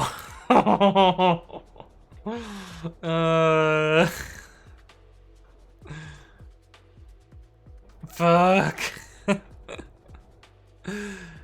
A 30-minute assembly video. Yikes. RKJ says, we can watch you guys have a cute argument over it. Solar says, I don't care how many pieces, I want to see this. That does not sound like a thing. Yeah. Marnox says, nothing hard about building a bike if you have the necessary tools. Okay, well let's see what tools that are required. Is this what your box looks like?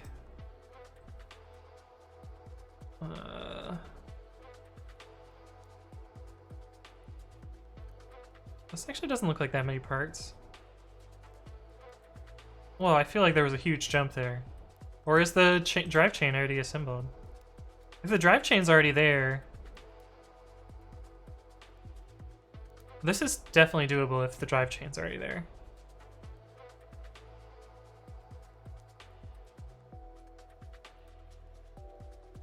The chain's assembled? Okay, we can do this. Yeah, we can do this. I was worried about assembling the drive chain. Is the shifter on? The shifter's another complicated part. It looks like the shifter's on too. Okay, yeah, we'll fucking do this. Fuck it. What could go wrong, right? The gears are not? Front 4. What do you mean the gears are not?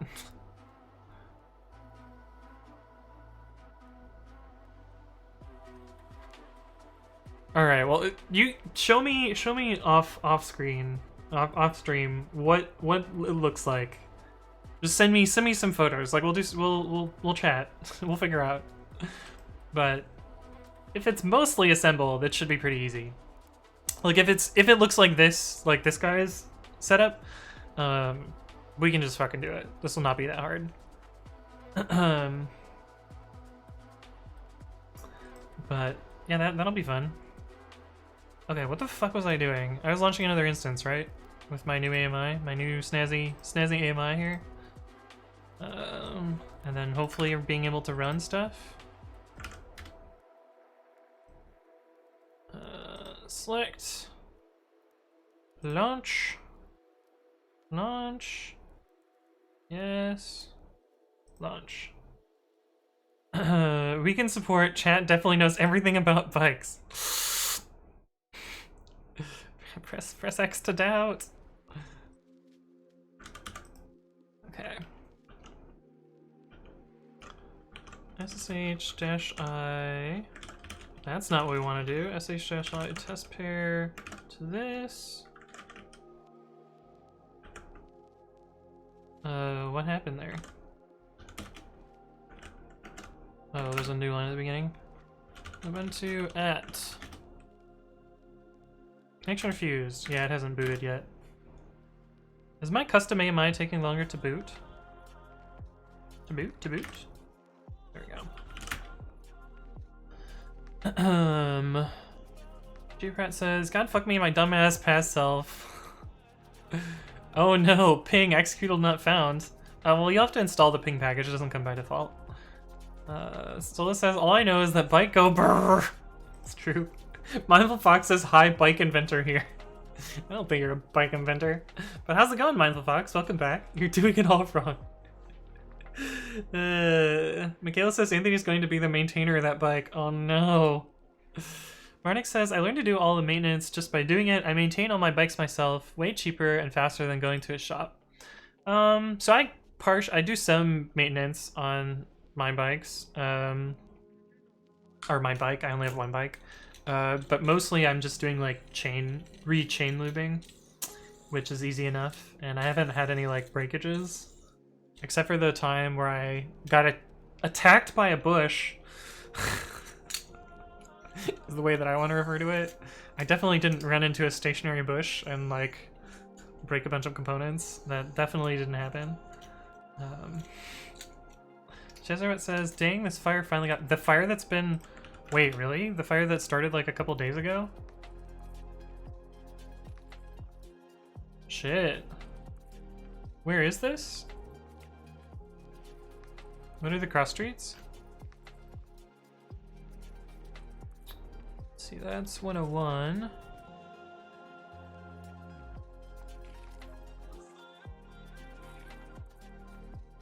Where is this? This 14th and Folsom. Yeah, I was gonna say this is Folsom Street. Huh. Oh, yeah, one of these is a restaurant that I've been to. Or like a brewery or something. That's crazy. Running for a long time.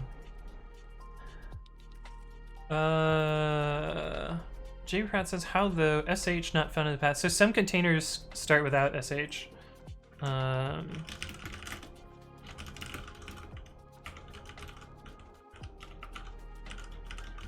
this image. What is the one that pre-commit uses? Well, like for instance, if you did docker run entry point sh rm hello world, I think this will fail. Yeah, so like sh is not part of this image. But yeah, sh doesn't have to be in the images. Vasquez says, I think my derailleur might be messed up after my fall. Yeah, that was the problem with mine. My Fox says attached by GW Bush. Right. Hugh says, I hope Rainbow Market is okay. It sounds like a cool place. Yeah, it does sound like a cool place. There is a brewery there. Okay, cool. Oh, Lordy says, what keyboard are you using? If you use Bang keyboard, you can find out. You can also click on the links and buy one of your own if you want to. Stitch says that restaurant is fire.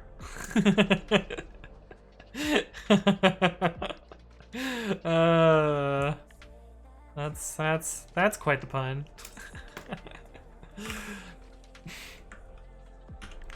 Oh boy, I should not have laughed at that as much as I did. Okay. Oh, we should also run apt upgrade at some point as well. Marnik says, I built 2 from scratch, replaced the drivetrain on a 3rd, replaced the hydraulic disc brakes a few times, only wheel braking / truing I find to be a bit tricky. I see.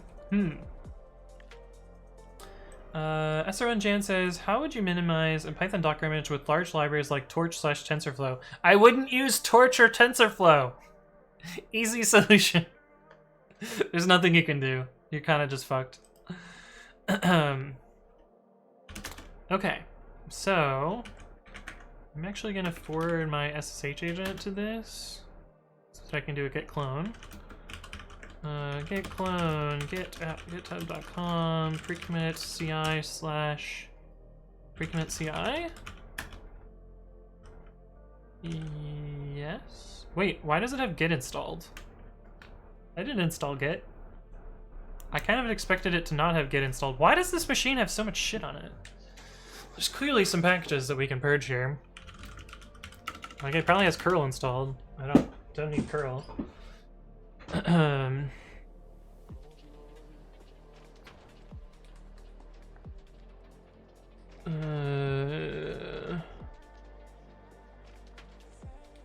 I wonder if there's a minimal focal.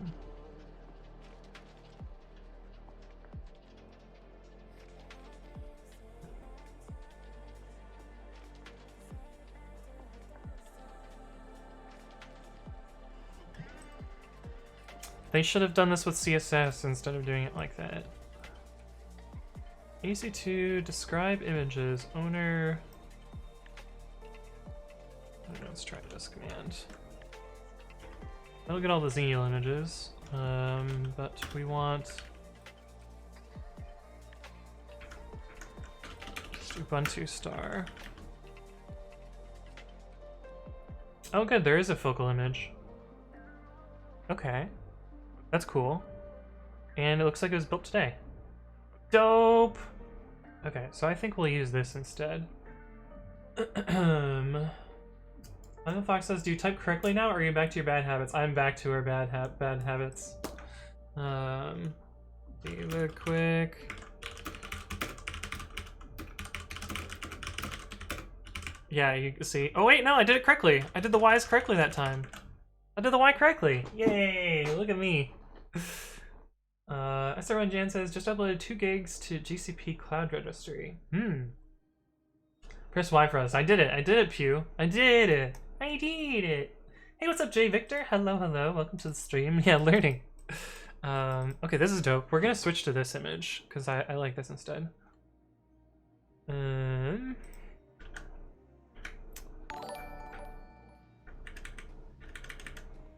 Hey, what's up, DRXUcito? Thank you for the follow. Welcome to the stream. Ubuntu Focal 20.04 AMD 64 minimal. Okay. I think I need to copy this thing.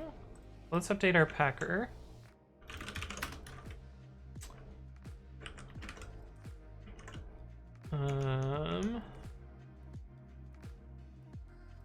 So I think we just change this to minimal. And this to minimal.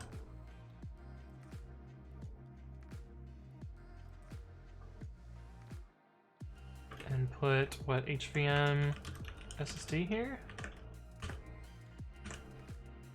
Doesn't fit in 80 characters anymore. But yeah, I think that looks better. Let's try that now. Let's actually kill this because we're gonna start over from this again. But yeah, I want to use the minimal AMI.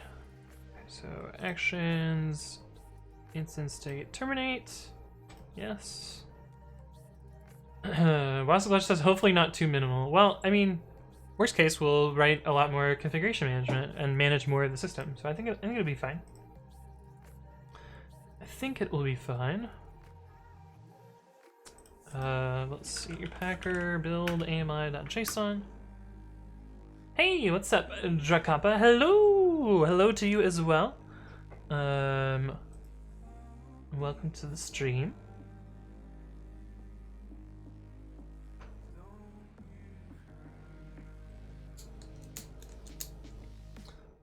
But yeah, I wanna make nice little tiny AMI for this because we shouldn't need all that much software. Also, it'll make security updates a lot easier. A lot easier. But let's see how much of this breaks. Like, I don't even know if it has a shell. Hopefully it has a shell. Otherwise, we're gonna have a real hard time.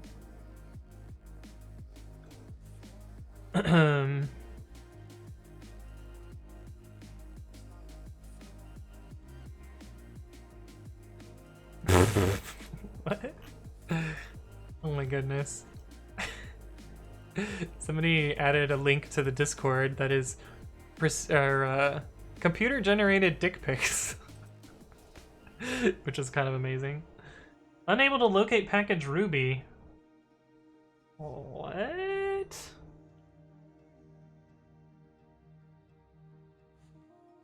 What?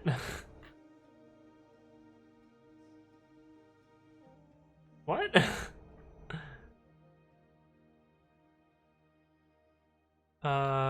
does it not have... Wait. Wait, what? Darkapa says, is Python 3 out? Gotta check it out. It is not officially released, but there's betas out, so beta 5 is out. Okay, so what happened here? Why did we not get Ruby? How do... It literally just said package not found Ruby. Okay, so we're probably missing some distribution list there. Let's see, apt sources.list .d.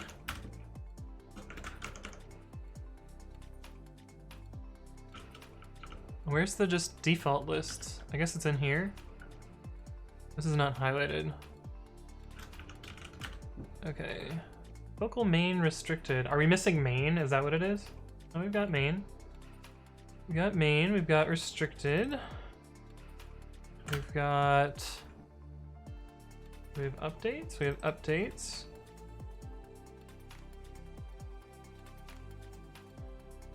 Do we have universe?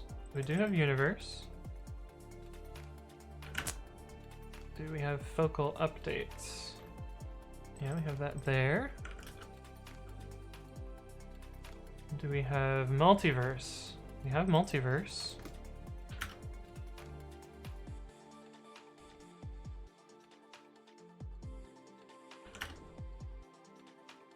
We have backports. We have all of those there. We have security. Yeah. What the fuck?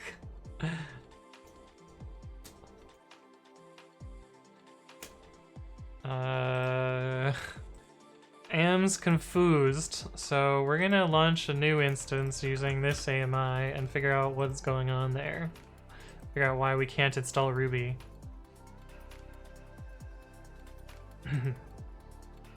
Because that seems weird. It says, are you laughing at the dicks? No, I'm laughing at the concept of the project. I didn't actually see any dicks. Not even any procedurally generated dicks.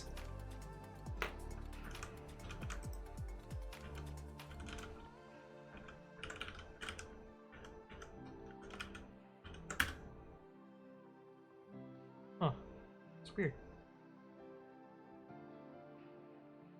Wasabach says there are also a few Amazon-specific ones that are minimal images. It should have a shell. Yeah, should have a shell.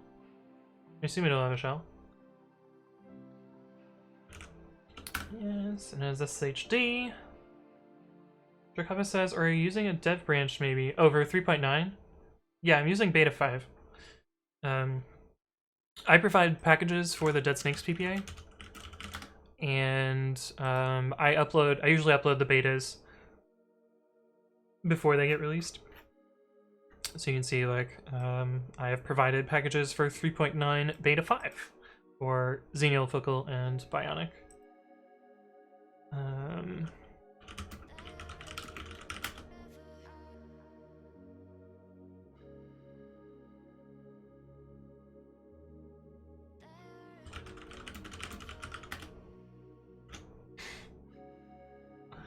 What the actual fuck? It's in the apt cache. Let's try the actual command. Apt get install Ruby, no install recommends.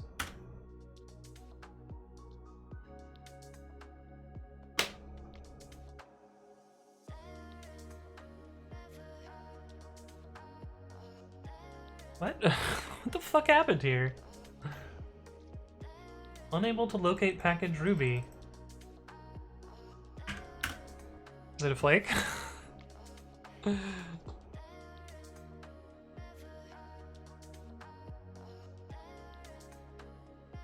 I'm very confused. I'm very confused. Jesuit says, I gotta get some late lunch before I fall asleep. I'll be back later. Stay chill. I'll see you around, Chatserbot. I was laughing at JB Pratt's message. I found where CubeSpray fucked with a ton of IB tables rules and I deleted the wrong one and now I can't get back in. Oh no. Oscotch says you shouldn't need the get part anymore. Yeah, I know. I was just making sure that I'm matching exactly the command in my ami.json. I actually talk about that exact fact, Wowza Clutch, in one of my videos. Which is somewhere in here. Maybe I don't have it open. But yeah, I talk about that in this video, which is an introduction to apt. G-Press says, I got in via recovery mode, now I have to fucking shoot into the environment and reset IP tables. What a bad day. I feel like IP tables in general is just kind of a bad day. We'll actually be playing with IP tables in a bit, sadly. Well, let's run this again. See why it failed to find Ruby. It fucking found it this time. What the hell happened here? Why is this so flaky? Oh, I know why it's so flaky, probably. Because it's a T2 micro. And they tend to be kind of shitty hardware. But that's what you don't pay for, I guess. Hilo says, who's Abby Tables? IP tables. IP tables. Tables of IP. Oscotch says, I'm going to get some Meaditos. I don't know what that is. Be back in a bit. UP tables. Good try. Is it not? Meaditos. Oh, I see. Abby Tables is Bobby Tables' sister, says Velsperd. Yeah. Wog Holmouse says tables flow from his urethra.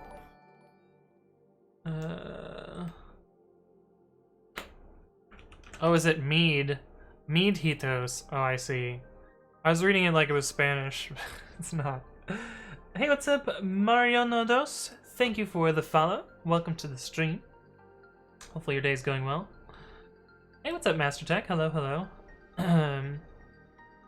UFW is nice and less jarring than IP tables. I have not worked with UFW, so I don't know anything about it, unfortunately.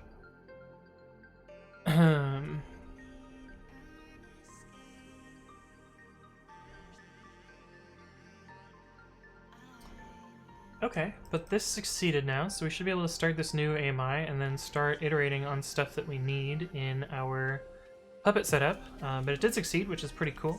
Hey, what's up, Outdated Version? Welcome back. Good to see you again. Hello, hello. With your custom color that I always recognize.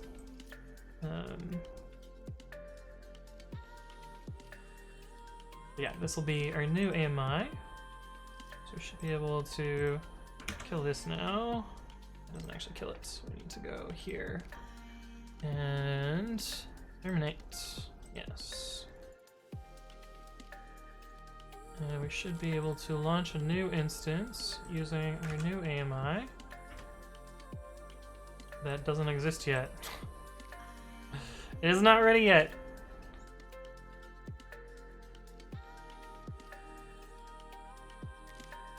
But then we'll have to add a bunch of packages to make that work better.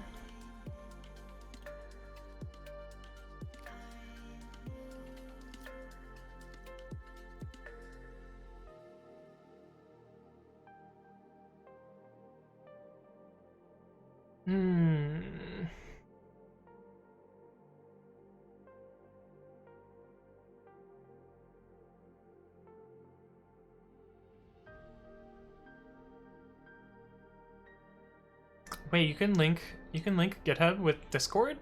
Why would you do that? What does that possibly get you? Why is this taking so long? Oh no, the lawn people are here. And they're using weed whips today. That's new. Lawn people, why?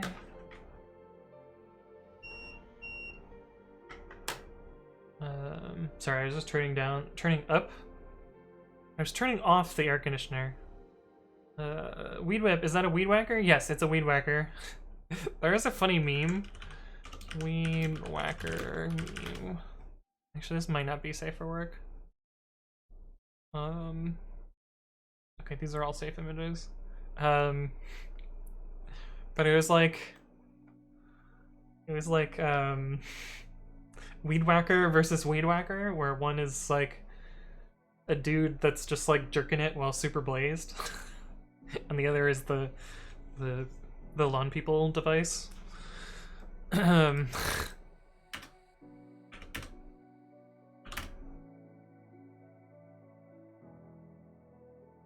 Wait, why are there this many results in the marketplace for my own AMI?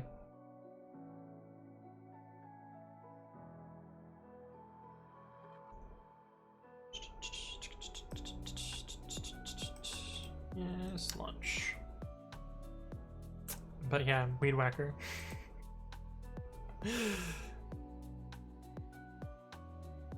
Oh, there's a little copy paste button. That's exactly what I want.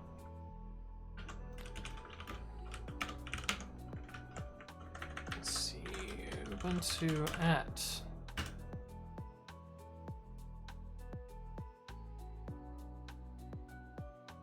Gotta wait for it to boot though.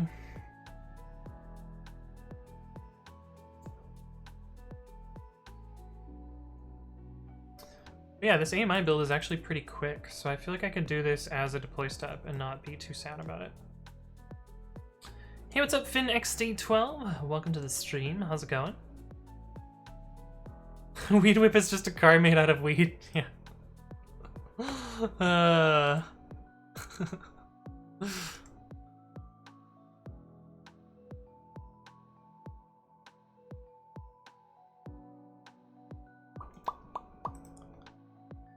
Why are you taking so long? Why have you not booted yet?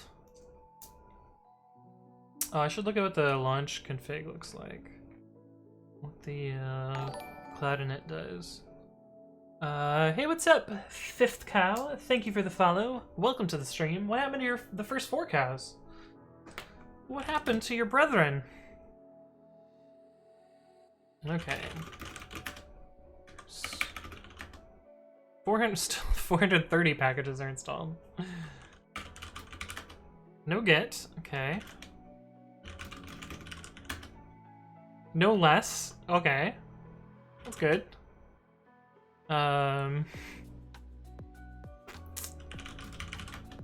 We do have curl though.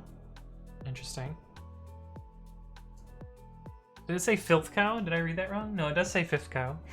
4 would never be enough. Nice. I remember seeing this car like 20 years ago that said Hoopty Mobile on the back. That was the first time I'd heard the word Hoopty. Is Hoopty a word? Am I gonna regret Googling this? Hoopty. An old worn out car. Interesting. I had no idea.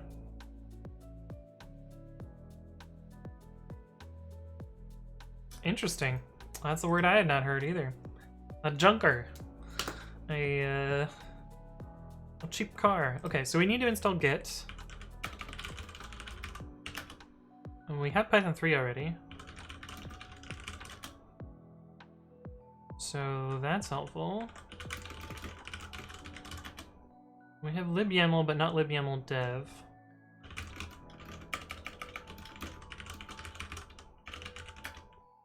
We have Python 3 dev for some reason. It's an interesting choice for a minimal image to have the development headers.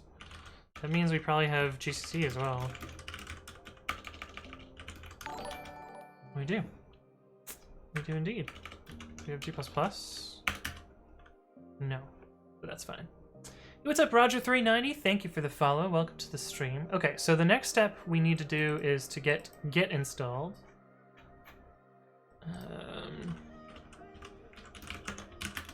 Hey, what's up, Emmy? Welcome back. How's it going? Good to see you again.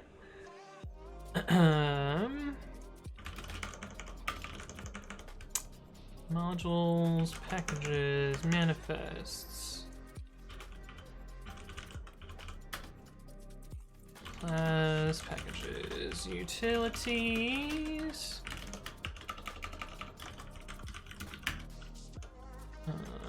packages equals get package packages ensure latest.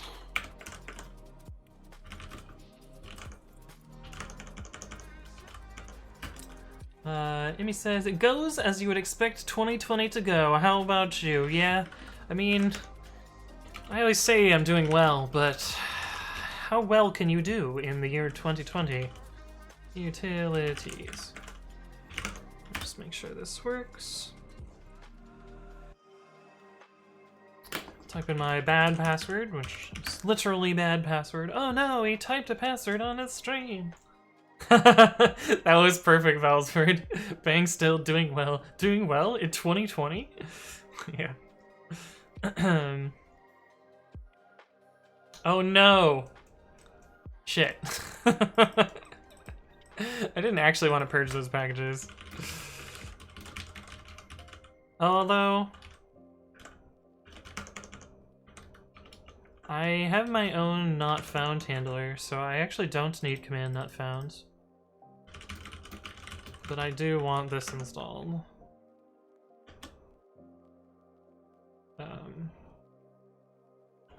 But yeah. You guys at least can't hear the alarm people. Yet, maybe. They're pretty loud though, and they've got a machine that's going. I don't know what machine it is. I think it's an edger. Let me see if it's an edger.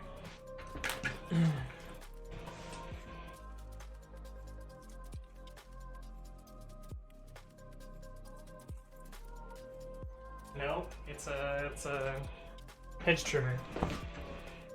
Sounds like an edger though. Oh, maybe you can hear it. Anyway, lawn people. Sorry about the lawn people. Okay. So that'll install Git. Let's see if I install Git on this machine. Sudo apt install Git. No, install recommends. Hedge trimmer goes burr, yeah.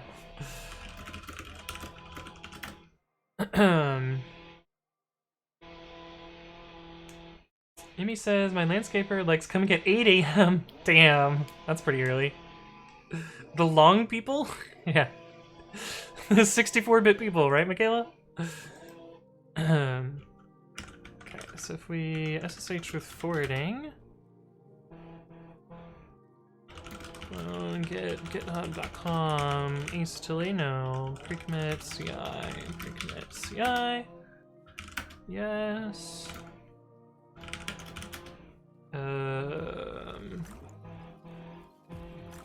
And then what? We need to make a virtual env. We definitely don't have virtual env, but we have curl.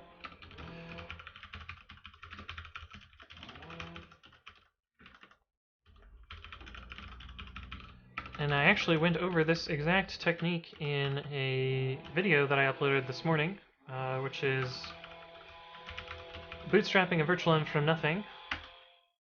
And you can run Python, so you can curl this virtualenv.pyz file, which is a zip app, and then you can run it to make a virtual environment. And install requirements.txt. Don't need the development requirements today. This does a bunch of stuff. Oh, what?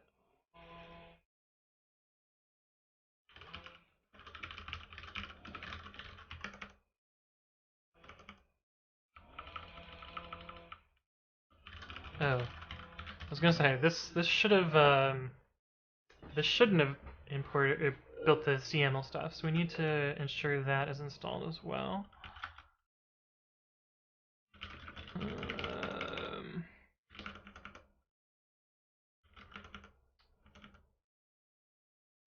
Build depths, that's what I called it here.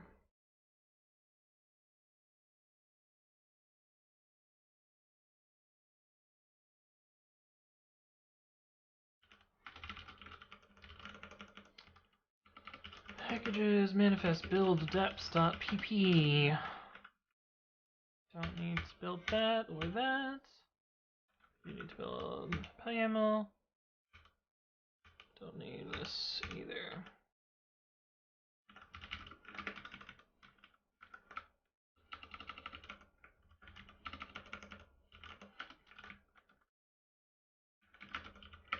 Include packages, build adapts. So that'll get libyaml installed. But in theory, I can use, let's see, how does this thing work again? Oh, we don't have, do we have nano?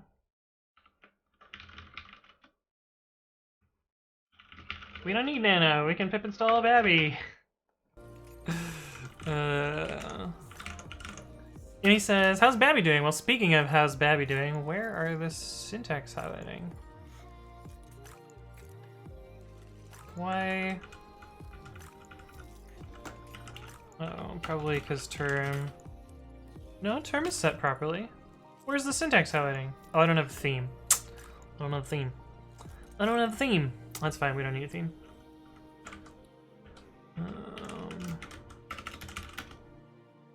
And it's image and repository. Oh, so we need to build the image.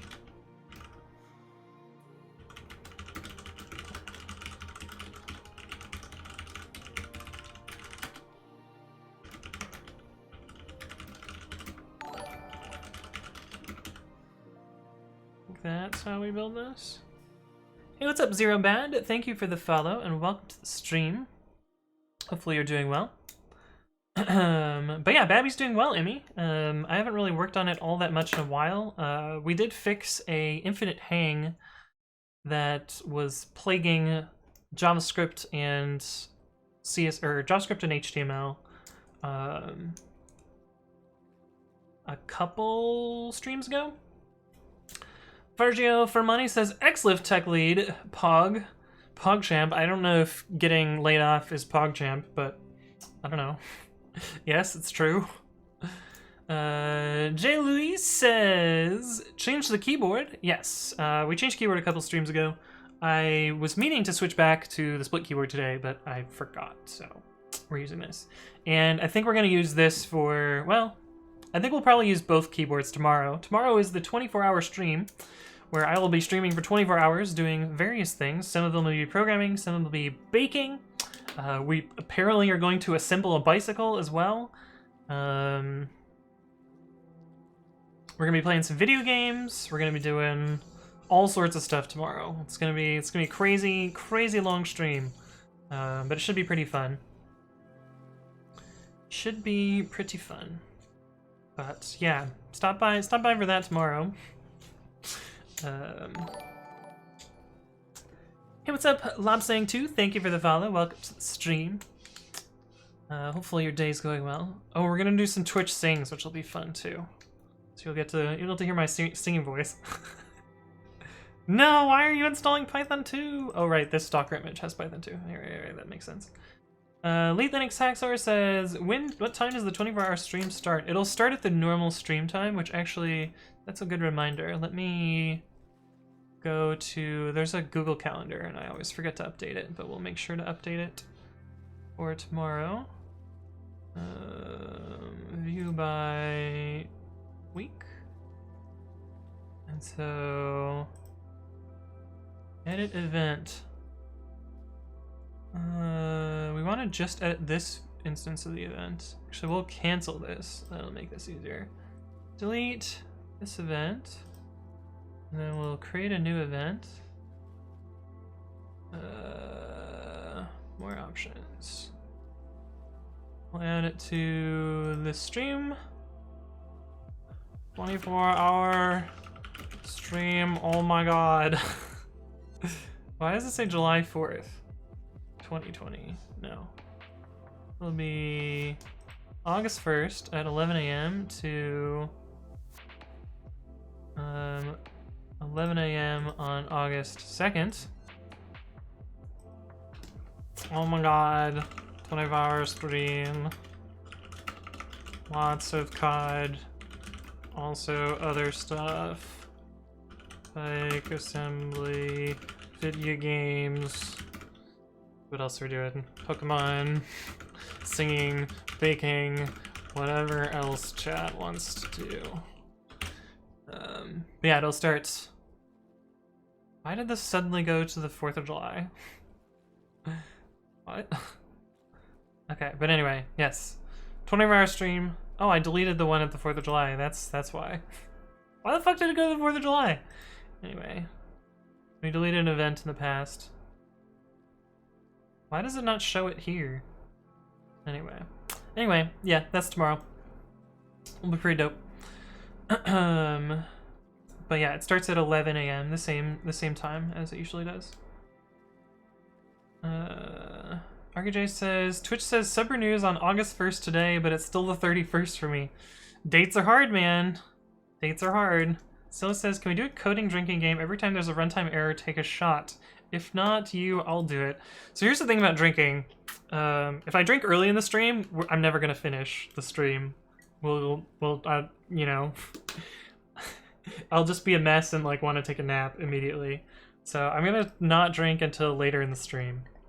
But I will be drinking water. Just drink water instead. Yeah, take a shot of water. I don't know. But yeah, it should be fun. I think the first part of the stream will be working on some stuff with the chatbot so that I can set up cameras for the baking part of the stream and do some like chatbot integration with that, which will be kind of cool. Assuming I can actually figure out getting cameras set up. I'm gonna try and do that after stream today and play around with that. But yeah. Oh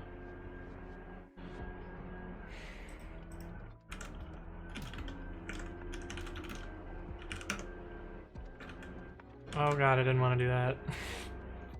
Mistakes are made. I thought I had the IP address on my paste. I did not. Let's try this again. Oh, you can hear the lawn people. Damn you, lawn people! And then after drinking all that water, screw around in your chair because you're too busy to do something to go pee yet, and it's just like, just one more line of code. Yeah, I mean, that's what I normally do, right? Are we running out of disk space? Oh, we're getting close. It's a little babby volume there. We can purge snap though, so that'll give us some more disk space, I think, maybe, hopefully. But hey, we committed our image. Man, images. So we've got a 7 megabyte there. But we should be able to do python-m pre-commit.ci.builder.run. And we should be able to use the image pre-commit1 and the repository dot. And in theory, this should work. Hey, what's up, Holing? Thank you for the follow. Welcome to the stream. Hopefully you're doing well. GeneFitch says, sir, what is your keyboard? It looks like it's built into the desk. Is it just me? No, it's just the camera is kind of garb. Let me show you on. Oh, that's the wrong one. Oh, that's real blurry. It'll be less blurry if I turn off the light. There we go.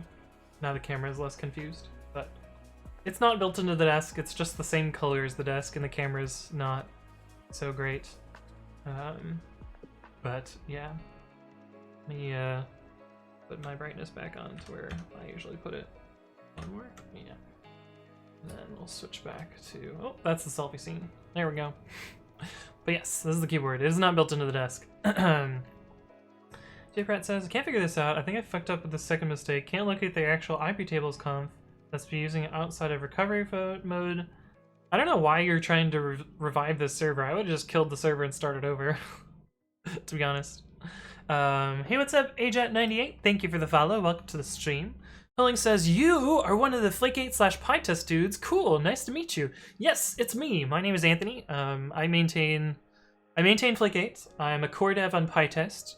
I am a maintainer on, or one of the core devs on Tox. I created pre-commit. I am the maintainer of Dead Snakes. What other shit would you care about? PyFlakes, I'm a maintainer. PyCode style, I'm a maintainer. I've created like 50 different Python utilities. I don't know, I do a lot of Python stuff. But yes, it's me. Welcome, welcome. We're building my CI system today. Hopefully this will work.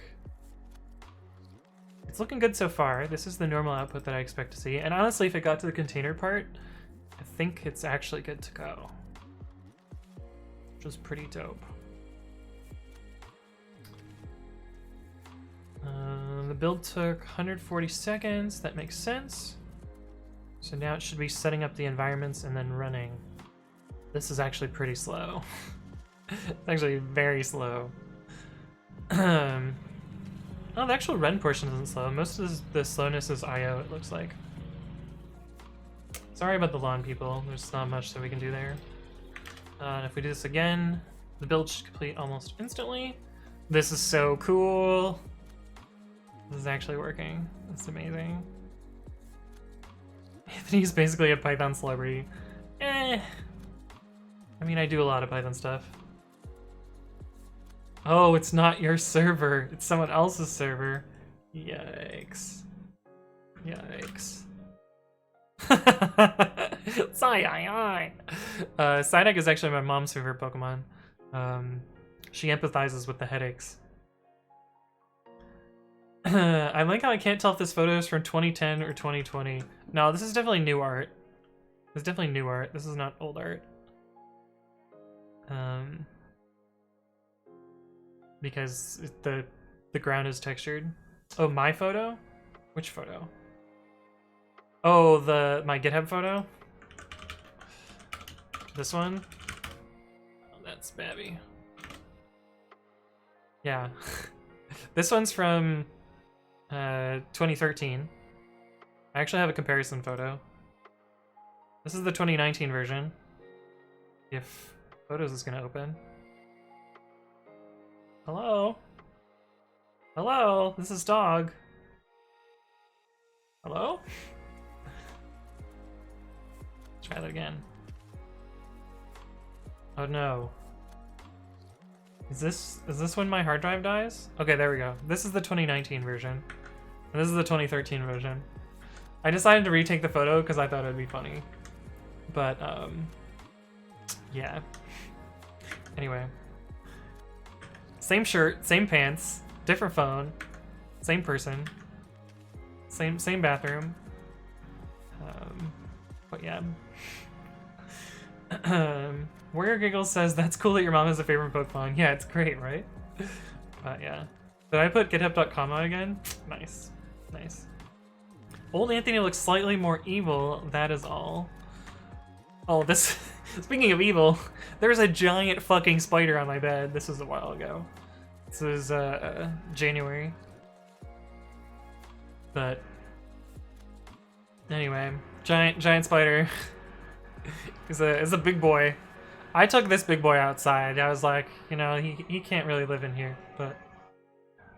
Anyway, spoilers. Spoilers. Yeah, 19 seconds is kind of slow here. I think most of that is an IO, though. Yo, don't hit us with that. Burn the house down. Right? Quit Smoking Keg says, Osha, 10k channel points for Type Racer. Pog. Yeah, I mean, I'll play Type Racer with you guys. I think it's spending most of its time in IO, which is unfortunate. I could probably get Burst IO to make this faster. Whoa, that was way super variable, too. Yeah, this is too slow. Cause what does this do locally?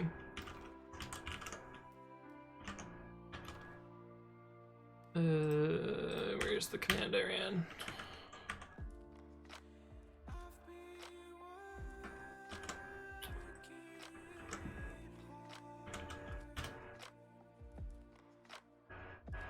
Oh, we gotta let it do its build first.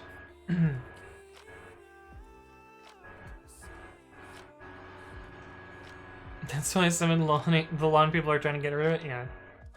Because it's gonna get so many channel points during the 24-hour stream, then we can order up another 24-hour stream. I don't know if I'm gonna do a 24-hour stream for a while. Even if somebody redeems it, I think we're gonna wait a while, especially if we see how much that does stuff, you know.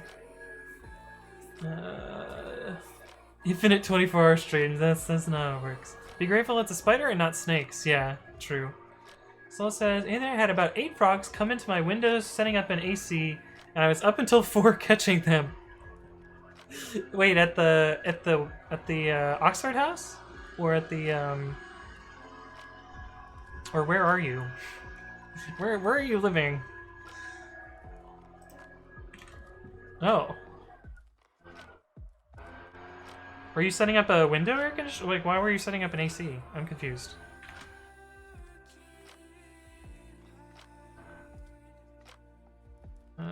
Let me put some little code in here to see if we can figure out why it's slow. Oh, I didn't mean to run it again. Oh well.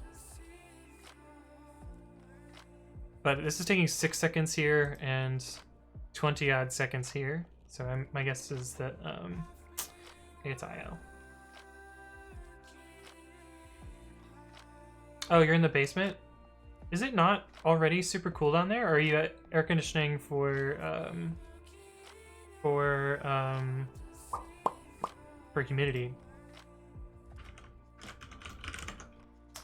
Builder run.py.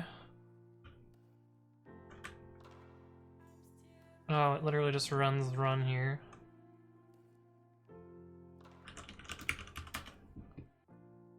Right.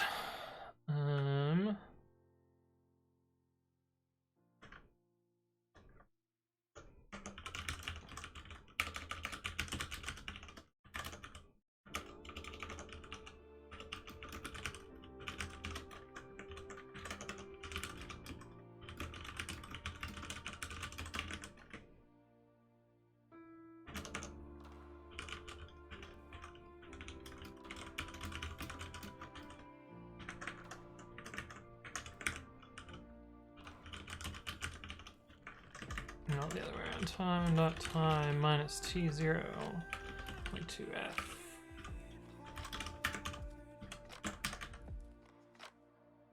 Let's see how long this takes now. Yeah, it's some of it is IO. Huh. Looks like some of it is just Podman. Huh.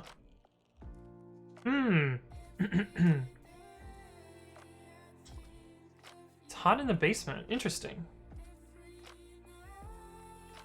Interesting. I don't remember the basement getting hot, but I guess that's a thing. Huh, most of it's actually spent in the actual run. And almost all of it is Podman starting. That's strange.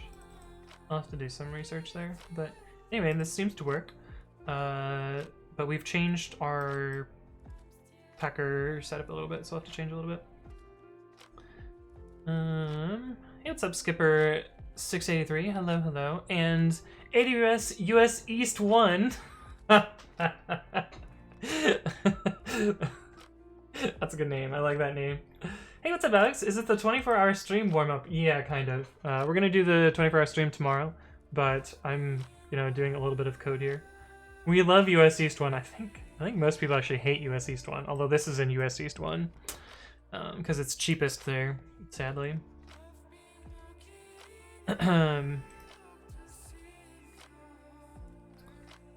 What was I gonna do? Yeah, I think we can term this because that's working now. And I want to purge snap. Puppet. Actually, I think I have a set of packages.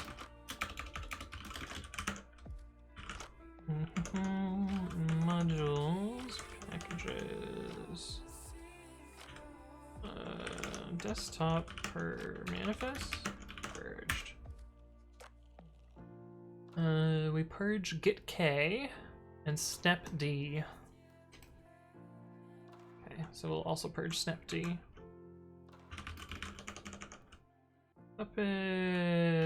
Modules runner manifest purged. S snapd. Actually, I wonder if this is needed to be purged. I guess I can watch the run output and adjust it from there. So, build again.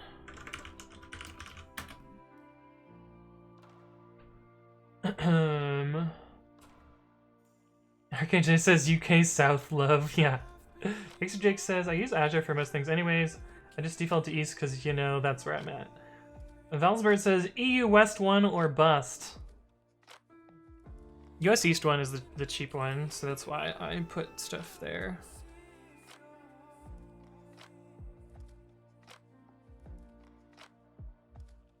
But, yeah. Oh, I should go term that instance instead of letting it chill out. This tab. Oh look, my GitHub finally loaded. Do.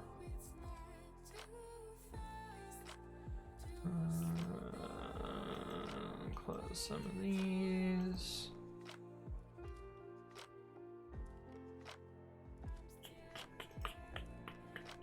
Oh, we will need that at some point, but probably not for this stream. Oh, we have the Packer build running. Actions. Terminate. Yes. We gotta go to these and purge the old AMIs. Actions, deregister. Then we gotta clean up our snapshots as well. Actions, delete. Okay, so it purged unintended upgrades, but it didn't purge command not found. So we don't need command not found in that list. Hey, what's up, chat doggy? Thank you for the follow. Welcome to the stream. Hopefully you're doing well. Shazrat says this is the cheap one because Georgia. It's in Virginia. I don't know why it's the cheap one. Pulling says, okay, I'm kind of new here, but I gotta ask, what are you doing / building? So I am working on, a bit long-winded, but you can do Bang Project to look at what I say that I'm working on today. But I built this tool called pre-commit, which is a linter and code formatter framework that also knows things about Git hooks. The basic idea being config file, Git hooks, it installs stuff and it runs them. I am building a purpose-built CI system around this tool called pre-commit.ci. And it's not done yet. We've been building it slowly on stream, but we're working on part of the AWS stuff today. We're setting up an image that I'll be using in EC2 to run the runner part. And hey, what's up, Kenrick and AWS US East 1? Thank you both for the follow. Welcome to the stream. And we're using Packer, which is a HashiCorp product, which allows you to build VM images in a bunch of different platforms. JPrat said, okay, fucking please God, I'm back to the original problem, but I don't think it's IP tables now, or I don't know really, just frantically pinging others at this point. Oh no. Is there something in dmessage that's talking about it? Because that would be where I would look. I don't know, I'm probably not any help. JPrat says, Gib pre-commit.ci beta, daddy. Yeah, well, once it's ready for beta, I'll grant some people some access. But yeah, it's nowhere near actually like usable beyond my current local machine yet. But yeah, once it's functional and like I have the security stuff in place, I will give anyone who asks for early access, I'll give it to them. But yeah. Okay, so hopefully this will succeed, and then as soon as this is done, I think I'm probably gonna call the stream because it's been 4 hours. Drops enabled, yeah. Drops enabled. But yeah, cool. Looks like this succeeded. So we've got our AMI in AWS US East 1. But yeah, cool. That looks like it worked. I'm actually gonna delete this AMI because I'm probably gonna rebuild this later and do some more stuff with this, but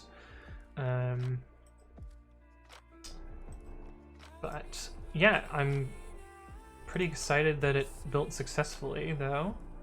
Actions, delete. Oh, we were gonna get rid of command not found.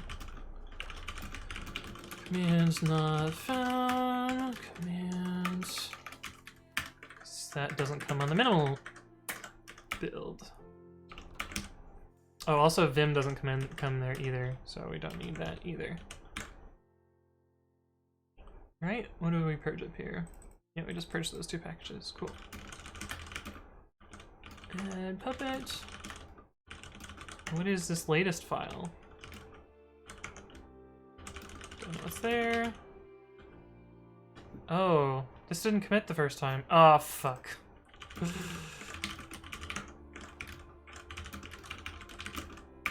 Puppet vendor.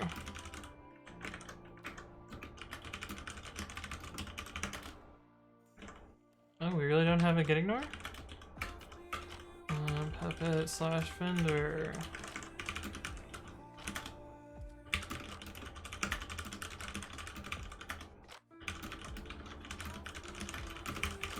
Use the minimal AMI instead.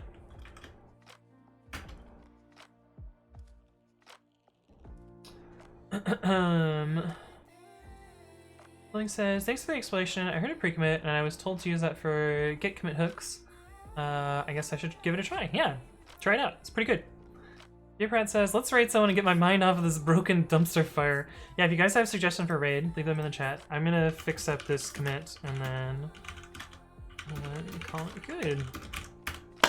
But yeah, let's do the spiel.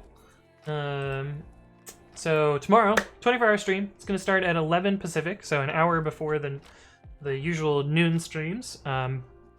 And come by for that. We're gonna do some programming. We're gonna be doing some other stuff. We're gonna play some games. Apparently, I'm gonna be assembling a bicycle. I'm gonna do some singing. We're gonna have some baking, assuming I can get my camera stuff set up. But it should be pretty fun. What time Eastern? That would be 2 p.m. Eastern. If you're curious, you can do 11 p.m. Pacific in Eastern on Google, and it will do time zones for you, which is pretty awesome. Hey, what's up, Shadow? Thank you for the follow. Welcome to the stream. But yeah, I upload all of my previous content to YouTube, and that's youtube.com/AnthonyWritesCode, where you can check out my educational videos as well as my previous streams. And I stream on Monday, Wednesday, Friday, and Saturday. And I announce those in two places. One of them is on Twitter, and that's twitter.com/codewithanthony, where I basically say, I'm going to do this in however much amount of time. Yeah, I'm signing off for today, Shadow. It's been 4 hours, and I've got a 24-hour stream tomorrow, but hopefully you can catch that. I also announced them on Discord, which Sarcastic Dante has helpfully joined. But I will see you guys all tomorrow, and yeah, let's find someone to raid.